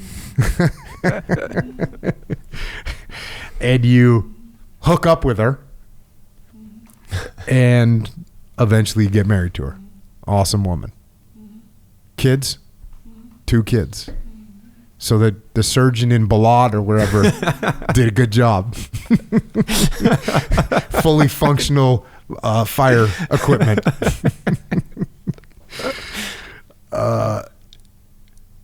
And then after I was done with all my rehab centers and whatnot, I finally returned to SD to begin my retirement process almost 2 years after I was injured. What did you do afterwards, Joe? So you get healed up. Yep. Takes what, a year before you're functional again? It does. It takes a while. So funny, the first phase though, which I never met the guy up until this point. He actually came to Balboa to the hospital, and he offered me a job. He's like, "Hey," because he knew the platoon was gone, he knew the team was gone, and he knew I was going to be in a pretty dark spot or a pretty dark place. Mm-hmm. And looking back at the time, I had no idea that it's pretty.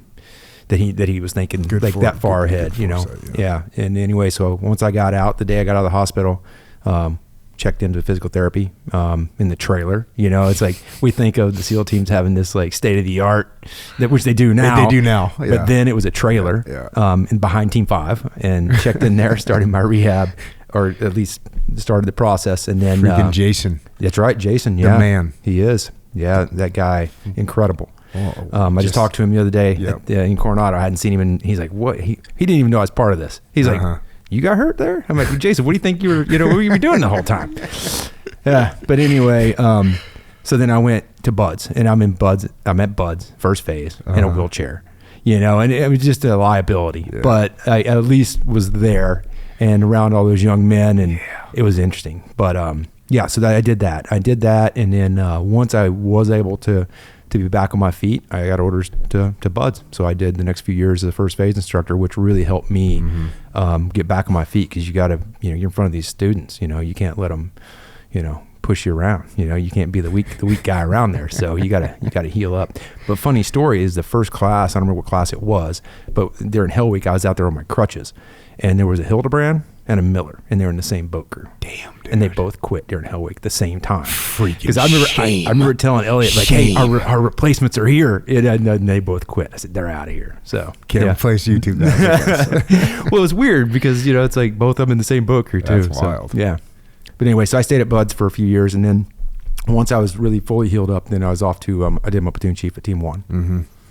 Yeah. How was it going back to a team? You're now, like, you got this experience, and you're going to be put in charge this time, kind of not getting thrown in the last minute as LPO, but you're platoon chief, man. Yeah. Like God in a SEAL platoon. Yeah. Well, so actually that was my second LPO when I got hurt. Oh, so that was our second platoon. Oh, that's right. That's right. So I did a partial, full one, and then a full one. Yeah. But I think, preparing a platoon is a little different now. As a platoon chief, I had a whole different mindset on what is important, and what you should be preparing towards. So we did a lot of, and actually, Flynn was my platoon commander. So so we had a good time. But we were able to focus on what was really important, for the platoon. Yeah. And we, the things that we did in TRADET, when I got back, and just really stepping it up to try and make sure guys were as ready as we possibly could, give them everything we could. Oh yeah, we've carried our whole platoon through Nyland for years.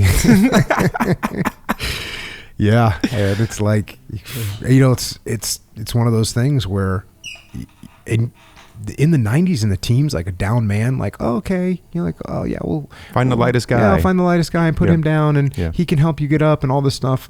And by the way, in the 90s there was no body armor. Yeah. It just was a totally no helmets. It was not every single guy had a radio. So, you're picking up like a 200-pound guy. Mm-hmm. Okay, cool. Well, now you get to the war, and now the guy's wearing body armor. He has a radio. He has a helmet. He has night vision. This guy all of a sudden weighs 250 pounds. And by the way, as it's depicted in the movie, it ain't freaking easy to carry a down man. No. And we did a lot of down man. Yeah. Well, it's important. I mean, like you said, it's not so easy picking up a down man. Mm-hmm. Not when they're not assisting you. Not when they really weigh a bunch. They have gear. And the adrenaline doesn't kick in and you have superhuman strength. Mm-hmm. It just doesn't happen. Mm-hmm. You get done with that platoon. What's next after that? So did that platoon, and then I went off to Kodiak for a couple of years. Oh, nice. Yep. So I was a senior chief out there, and then Kodiak came back, did my troop chief at Team 3. Nice. Yep. Did that, and then after troop chief, I ran SQT for a year, and then I was made master chief there, and then back over to Team 1, ops master chief, CMC. Nice. Yeah. And finished out your career. Yep. Finished out there. And then you retired out of there? I did. So I retired in September 21. And then I work here at a tech company here in San Diego. Okay. And floating around here. Just working at a tech company now. Yeah. Isn't that weird? You go to, what's your job at the tech company? I'm a trainer. So I work a lot with special operations still. Oh, so, okay. Yeah. Check. So I'm not the techie kind of guy. I was going to say, if you're like, hey, go check with that guy Joe and see if he can get your computer back up. I can't even get my computer back up. That's always the jokes. Like my little group of people are a bunch of, prior SEALs. It's like, we don't know anything about computers. We work for a tech company. That's awesome. Any closing thoughts from you, Joe? Well, I mean, just, this whole process, like Ray writing the story, or I guess he didn't write the story, but telling the story, getting it out there. It's definitely been very therapeutic, I think, for most of us, if not all of us, because, as you know, these operations, we all carry a certain amount of guilt with us, a certain amount of, that baggage that, we never had an opportunity to kind of decompress it and like lay it out on the table. So I think we all carried a certain amount, and through this process, we were able to kind of lay it out there and realize like, hey, there was a lot of, bad things that happened that weren't people's decision process that got us there. So we were able to kind of lay all that out, and that's been very therapeutic for all of us. And then just, for Elliott, for him to finally be able to really see on the screen, what happened. It's been a huge thing. Yeah, the decision part, we kind of talked about this a little bit, but, like I said, you go on the roof or do you go on the top floor in the building? Which one of those is correct? Yeah. Well, you don't know. Do you leave during the day or do you hold out all night? You don't know. You're making a decision with the information that you have at the time, and you're going to make the best decision you can. And you might get it right, and you might extract, and you get in the Bradleys, and everyone's okay, and that happens, and it happened plenty of times. And it might not happen that way. You might walk out there, hit an ID. You might lose a guy in a firefight. All those decisions they're decisions that are being made at the time with the most information that you have. With the information that you have available at the time. And the other option is no decision, which that doesn't work. You can't just sit there. You have to make a decision of what we're going to do. I think that, and this is something that I learned, when I lost guys and when I lost friends, for some reason I ended up a lot of times being the guy that was delivering like the eulogy at the memorial service. And so what does that mean? That means 12 hours after you lose one of your friends, you're sitting down. I'm sitting down writing thoughts. Mm-hmm. And I didn't think about this at all at the time, but over time, I recognized that sitting down and writing down what my thoughts were, what my feelings were, what I was thinking, what I'm going to miss about them, what good memories I have, that seemed to be a therapeutic thing. Yeah. And then, writing about the stuff and talking about on the podcast with different people and being able to talk through what our experiences were, I think was very helpful to me. Being able to, for you guys to have never sat down and talked about it, that I can't imagine, you're thinking, well, what if I would have done this? It's like, all you need is someone to say, actually, Joe, you couldn't have done that because of this thing over here. You go, shit, I didn't know that. Or, well, what if I think we should have done this? Well, we couldn't have done that because of this thing over here. And people's perception, what do we do as SEALs? A lot of times we just look at okay, this is what I did wrong. This is on me. I wrote a freaking book about it, extreme ownership. Like, this is on me. But if you take that and you go, oh, this all happened because of me. And someone goes, hey, actually, Joe, like, you couldn't have done anything over there. Or, yeah, that didn't happen that way. And so I think the fact that that you guys were able to sit down, rehash it, see all the different perspectives and go, all right, and get to a point, for lack of a better word, get to a point of forgiveness. Forgive yourself, forgive your teammate, forgive your, whoever, and go, yeah, this is what happened. There's nothing we can do to change it. We all were doing everything we could at the time that we were capable of doing to try and get through this situation. That's what happened. And I think that's a huge part of overcoming and what's that word? I think it's a huge part of processing these situations is the recognition that everyone was doing the best they could, including myself, including yourself. Everyone's doing the best they could at the time. And this is the shit sandwich that happened. Yeah. No, you're right. And just writing it down, and having Ray write it down for us here, so that, this was the beginning of our journeys, like this, talk about the snapshot of the movie. That is a snapshot of, us getting hurt, but that was kind of that's one battle, stepping into the next battle. And I've been, writing kind of a memoir on that for my kids, because my older kids are kind of, they kind of lived a lot of it, or at least were around it. I got two younger kids. I've got one that's 2 and one that's 7 months. So I've been kind of jotting it all down to try to put it into perspective so they can see what that process, that next battle was really like. And so that's kind of progressing, and I think I'm going to release that out as an actual like more of like a self-help book, not a sealed book, but more of like, hey, this is what you have to do when you kind of hit bottom. You find your bottom, whether it's through war, through trauma, loss, failure. How do you find a new roadmap? How do you find that blueprint to get out of that and claw your way back to being a new normal person? Maybe somebody that's stronger, more wise. So. Yeah, kind of working on that right now. Oh, that sounds awesome. Yeah, it's another thing is the expectations in going into the movie.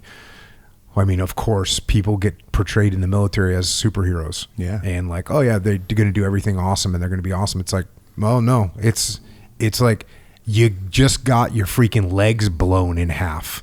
Like, what's going to happen now? And the realism of the movie in that perspective is freaking legit. Yeah. How deep are you into that book? I'm pretty deep. So it's not hard to write. I'm not a writer, but it's not hard to write when it's kind of it's a true story.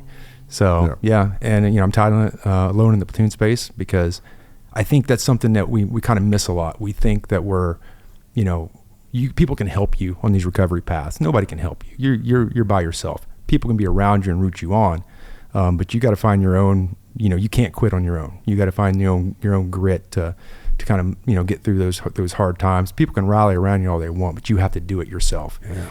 And I think that's a culture, or that's a thing that we've got in our culture now, where we try to, we ask for all this help, but nobody can really help you. They can provide you things, they can provide you assistance, they can give you resources, but they can't do it for you.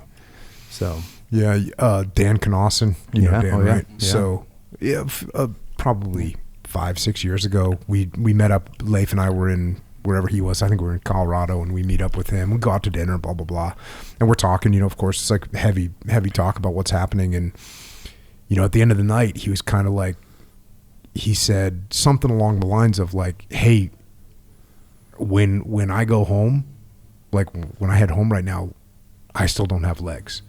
And we sit there and interact with him for an hour and talk 2 hours, dinner, and like, oh yeah, you're doing this, you're doing that, and hey, you're training for this.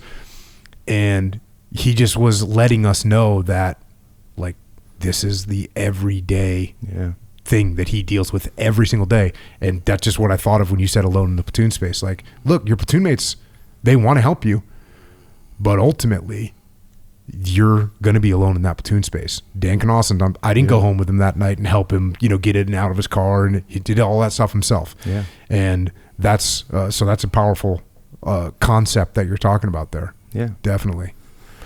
Yeah. I'm trying to get out there. I'm actually wanting to get it out by November 19th. That's kind of what I'm looking at. Right on. Yeah, kind of a special day for us. Yeah, for sure, for sure. But I think it's gonna be helpful for people. Because it's not about a SEAL. It's about being human. And humans you got to fight through things and just not quit. Yeah. I want to close this out, and by the way, when that comes out, we'll have you back on here. We'll go into the details of the rest of this stuff. But I want to close out with what Elliott closed out his notes to me. He said, "Today I'm just waking up each and every day with the memory of my old self thinking, what if? What if I just shot that dude? Would it have made any difference? I don't know, but maybe, just maybe it would. But I'm doubtful, because I know now that it was just an IED, and that even if I had gotten the shot, it still would have caught up to me. I mean, those IEDs don't give two shits whom they get. And I guess that it was just my time. Better me than anyone else, eh? I'm glad that it happened to me and not anyone else, just because I don't think that anyone else would have the intestinal fortitude to be able to handle what I've gone through.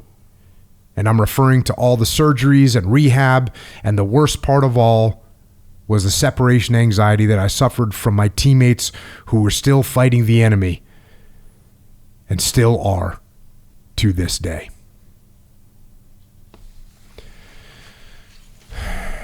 Well, Elliott, I agree. I don't think I know anyone else that could have gone through what you went through and what you've gone through with the same intestinal fortitude and the same incredible attitude that you have. And I actually know this, and you should know this, that while you were forced off the battlefield, you continued to inspire your teammates. And to this day,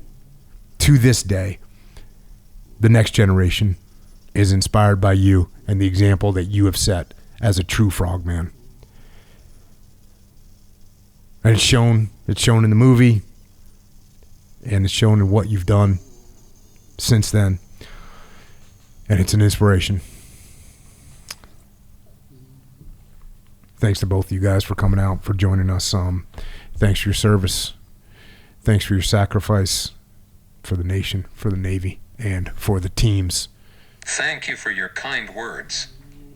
I don't know what else to say, other than thank you for the opportunity to be able to share my story and experiences. I'm not a talker. But before we go, you wanna hear a funny story about my stay in the hospital there in San Antonio? I had recently seen a pic of me with Joe and Clint, where I am staring off into space, and when I asked my dad about the picture, he said, "Morphine, it's a hell of a drug." I've got it in my phone if you guys want to see it. After we're done. Outstanding, man. I guess that says it, man. Yeah, awesome. It's an honor to be able to share your story. I'm glad that your story of your platoon's getting out there to the world. Thanks to Ray for making that happen, and all the people that put that thing together. It's really going to help people understand the nature of warfare. Also, one more thing real quick, like a bunny. But if anyone from Brawn Ability is listening to this podcast, I've got just 2 words for you. Fuck you, and I really do mean that too. Because you guys just plain old suck. I've sent you a couple emails, but since you guys probably have a lot of complaints about your product, I guess that it just fell on deaf ears. Never miss an opportunity to talk shit. That's right. Yeah, they're the makers of the wheelchair lift that I've got for my truck. Roger that. I'm sure we can put some pressure on them and get you a kick-ass wheelchair lift for your truck. We'll do it, brother. Right on. Awesome, fellas. Thanks for coming out, man. Yeah, thanks for having us. Thank you. Right on, brother. Thank you, guys. And with that, Elliott and Joe have left the building, and also we have left the building. We've relocated back to our normal studio closet. Sure. If you're watching this on video apparatus, you'll see that. And interestingly, talking to the boys afterwards, as hard as that mission was, as hard as Buds is, as hard as SEAL training is, all that stuff, the recovery, both those guys, the recovery that they went through, they're both saying the recovery is the hardest part of the story. So, Joe having to get his legs repaired, Elliott having to get his leg amputated, relearn just life. Both of them, you got a new starting point. So for both of them to go through what they went through, it's pretty awesome to be able to sit down and talk with those boys. And especially because I haven't seen him in quite a few years now. Yeah. Seen Elliott a little bit more often. I haven't seen Joe in a bit. But if they can go through that, I think that we can all step up and work a little harder.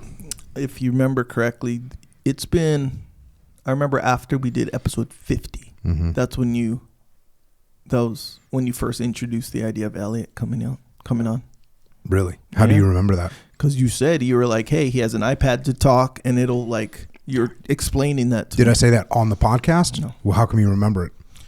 Because I remember thinking that's a very unique approach for an all audio scenario.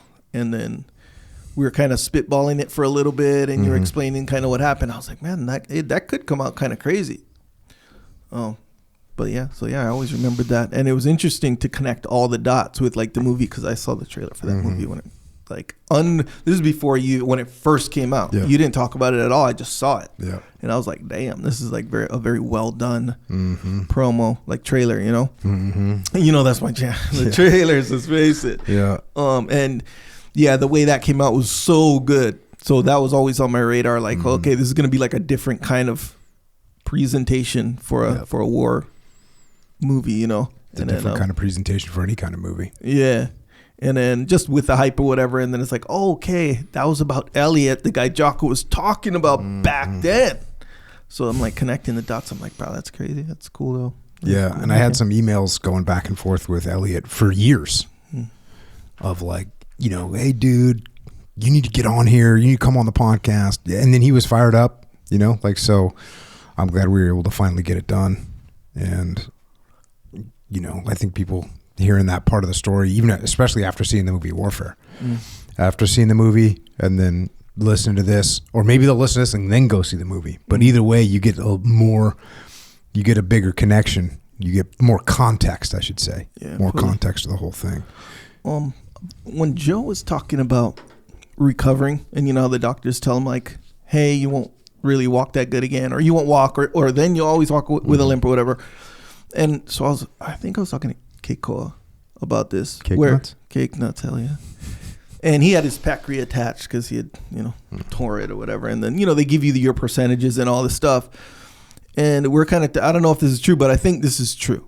This is something to think about. And what Joe was talking about really reminded me of this, made me think even more about it. Where when the doctors tell you, oh yeah, you have like a 25% chance or 1% chance or whatever, right?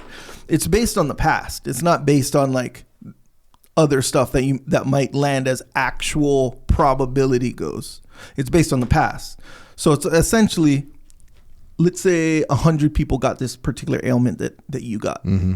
Out of those 100 people, 25 have gotten to a certain level of recovery. That's for the sake of this discussion. Let's say 25% get full recovery. Yeah. Okay. And then they'll say you have about a 25% chance of going full recovery, right? So it's kind of like, okay, cool. That actually does make sense, right? Because the only, we'll say, factor that they're kind of considering is your injury. And out of 100 people, you know, we'll say roughly 25%. So that's 25% chance. Okay.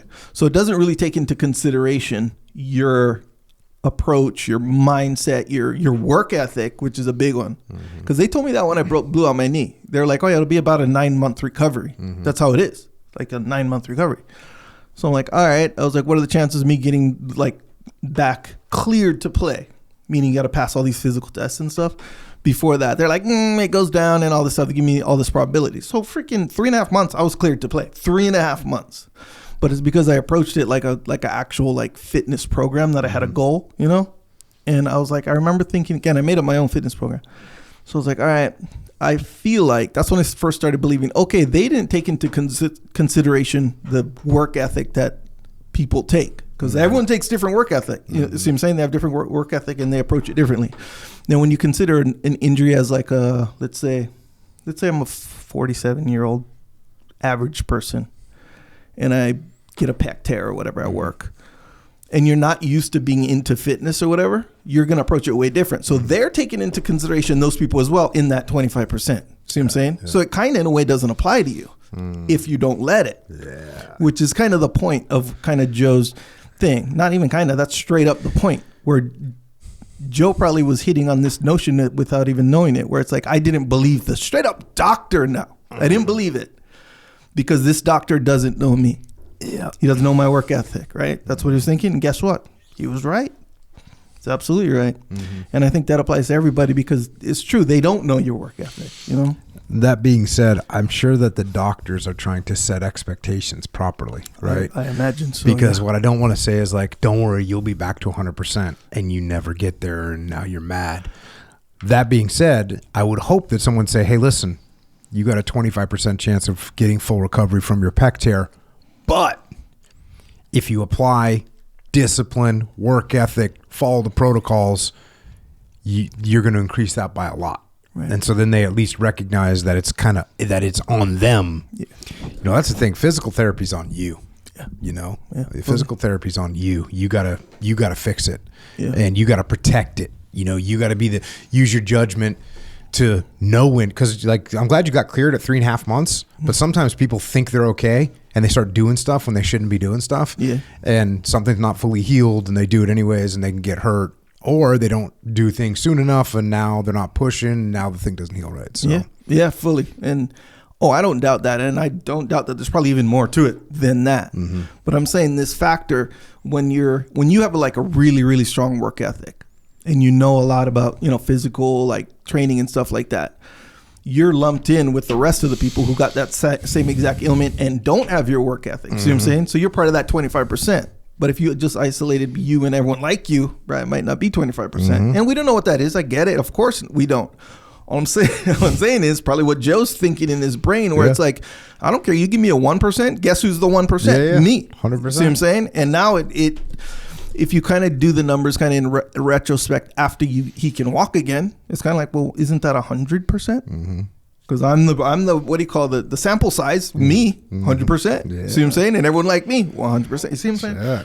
Check. So it's not it's not a cut and dry thing, but it is almost like in a way like a practical and logical way to look at these quote unquote odds that people can impose on you. Yeah, I don't listen to the odds on anything. Yeah, because they kind of like they don't have to apply to you. They don't accept it, though. Accept it. Yeah, but it not only boils down to discipline and work ethic, it also boils down to fuel.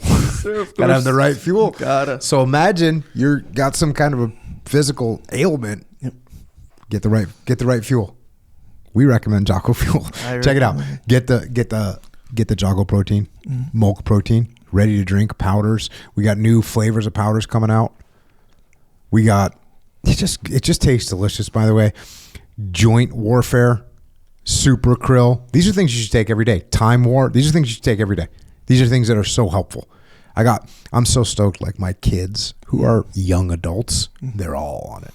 Because Rana, like a few months ago, she's like, dude, this is more than a few months ago, but she's like, I see you rolling with the freaking Miha, Wes, Dean, young bucks, right? People that are Sloan, Wyatt, like people that are legit competitive grapplers. She's like, I see you doing that and you're almost 54 years old. She's like, how is that? I said, lift weights. I said, never stop lifting weights, never stop working out, and take the stuff that I take. Take joint warfare, take super krill, take time war, please. I go, if you do that, it's going to just make you so much more durable over time. Keep you right in the game. Keep you in the game, bro. You got to stay in the game. Yep. So we got all that stuff. We got hydration. We got greens. Creatine. I'm on the mega creatine right now. Yeah, with you. You with me? Well, I 10 grams a day? I just got back from I know. We call that the land. Yeah, the land. And I failed to bring the creatine. So the moment I got back, I started double dosing. Creatine sticks, by the way. We have the little creatine stick packs now. Right. So it's so awesome. So I go on travel and I just, I'm going for 4 days. Cool. 8 creatine stick packs. Boom. Done. Easy. Yeah. 10 grams a day. We're in the game. And then I get home because the creatine stick packs are obviously a little bit more expensive because it's packaging. Right. But then when I get home, you get the big bucket. It's like, it's not a big, I have a small bucket little container of creatine, morning and night, 5 grams.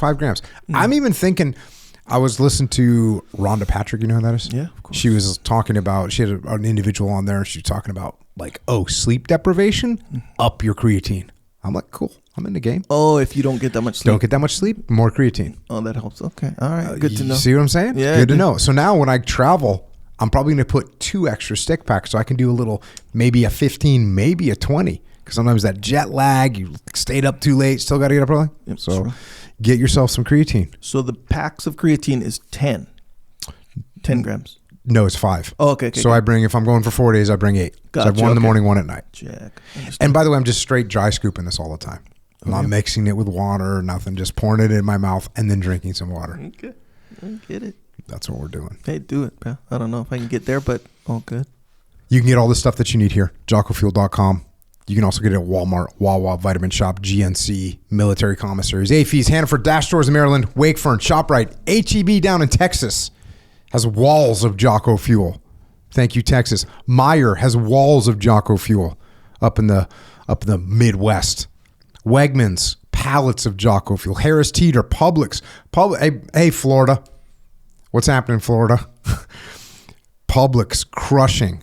Thank you, Florida. If you want Jocko fuel, go to Publix. You can get it. Lifetime Fitness, Shields, and whatever gym you're at. Hopefully they have Jocko fuel. If they don't, email jfsales@jockofuel.com. We'll hook you up.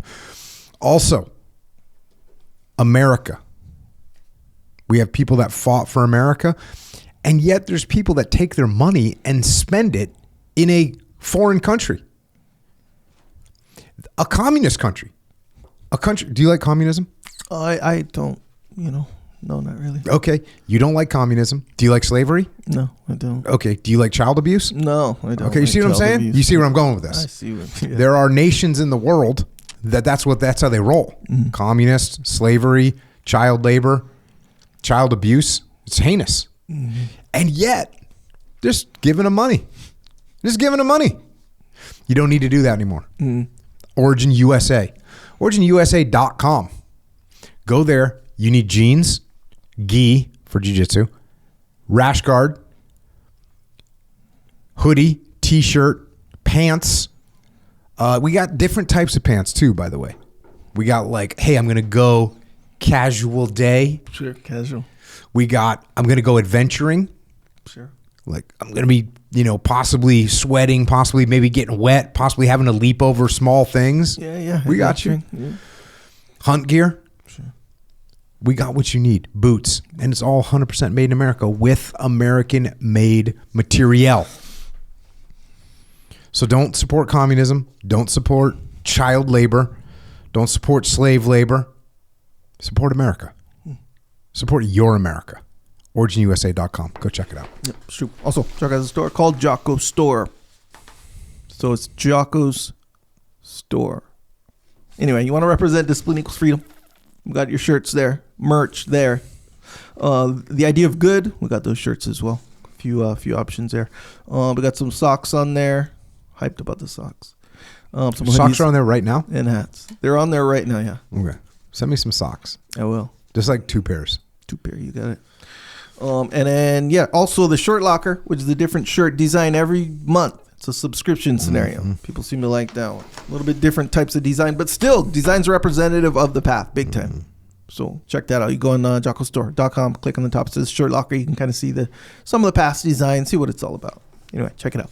If you like something, get something. Also, check out primalbeef.com and coloradocraftbeef.com. Awesome people, awesome steaks, awesome jerky, meat sticks, beef tallow. What do you need? We got you. Primalbeef.com, coloradocraftbeef.com. Also, subscribe to the podcast. Check out JockoUnderground.com. It's another little podcast that we do, answering your questions. Check out our YouTube channel, Jocko Fuel YouTube channel, Origin USA YouTube channel. Check out some books, Final Spin, The Way of the Warrior Kid books. We got a movie coming with that. Mikey and the Dragons. I just read through that the other day randomly. It's a good one. It's a good one, man. Yeah. It's a good one. Get that for your kid. Get that for your neighbors. It's gonna help them. Also, Echelon Front, we have a leadership consultancy. We solve problems through leadership. All the things we talked about today, the combat that we went through required leadership, and we utilized leadership principles that were tested on the battlefield, and now we teach them to people.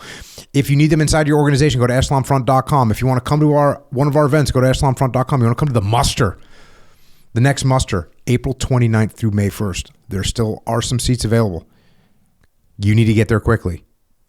Check it out. echelonfront.com. We also have an online training academy, extremeownership.com. Learn these leadership principles through the online academy. Interact, live questions and answers, tests. It's an awesome program.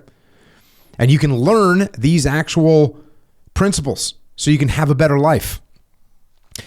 And if you want to help service members, active and retired, you want to help their families, you want to help Gold Star families, check out Mark Lee's mom, Mama Lee. She's got an incredible charity organization. If you want to donate or you want to get involved, go to americasmightywarriors.org and check that out. Also, heroesandhorses.org.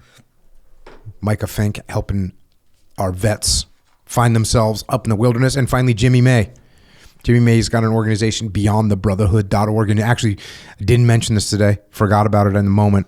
Jimmy May was in Ramadi with Task Unit Bruiser. He joined us probably halfway through deployment. And then he stayed a little extra time. Remember how I was saying, like, we didn't want to go home? Well, because Jimmy hadn't been there long, he didn't have to go home. So he stayed a little bit longer, and he actually got shot, I want to say a couple days before November 19th, but he wasn't wounded too badly, thank God. But he was going to leave, so he wasn't on this operation. And when these guys got hurt, he's the one that escorted him home. So Jimmy May, he's got his organization, beyondthebrotherhood.org. And if you want to connect with us, first of all, for Elliott Miller, if you want to follow Elliott Miller, he is on Instagram. He is at dudebro_78. DUDEBRO_78. I don't have Joe's. If we figure it out, we'll link everybody. And also for the movie, the Warfare movie, on Instagram, it's at Warfare Movie. And then for us, you can check out Jocko.com, and on social media, I'm at Jocko Willink, and Echo is at Echo Charles. Just be careful, because there's an algorithm there trying to destroy your life. Don't let it. And thanks to all of our military around the globe right now. And a special thanks, obviously, to Joe Hildebrand and Elliott Miller. So severely wounded, but who survived thanks to their teammates from SEAL Team 5 and to the Army and the Marine Corps. You saw the Anglico in action in the movie. You saw the Army in action in the movie. That happened time and time and time again. Our service members working together as a team. That was the Ready 1st Brigade Combat Team. We thank you all for taking care of our teammates. And thanks to our police, law enforcement, firefighters, paramedics, EMTs, dispatchers, correctional officers, Border Patrol, Secret Service, as well as all other first responders. Thank you for taking care of us here at home. And for everyone else out there, do you need a better example of fortitude and perseverance than Elliott Miller? Because if you need someone better than that, I don't have anything for you. If he can get up and drive on every day and get married and have kids and carry on, if he can do that, then we have no excuses and we have no other option other than to get up every day and get after it. Thanks, Elliott. Thanks, Joe. That's all I've got for tonight. And until next time, this is Echo and Jocko out.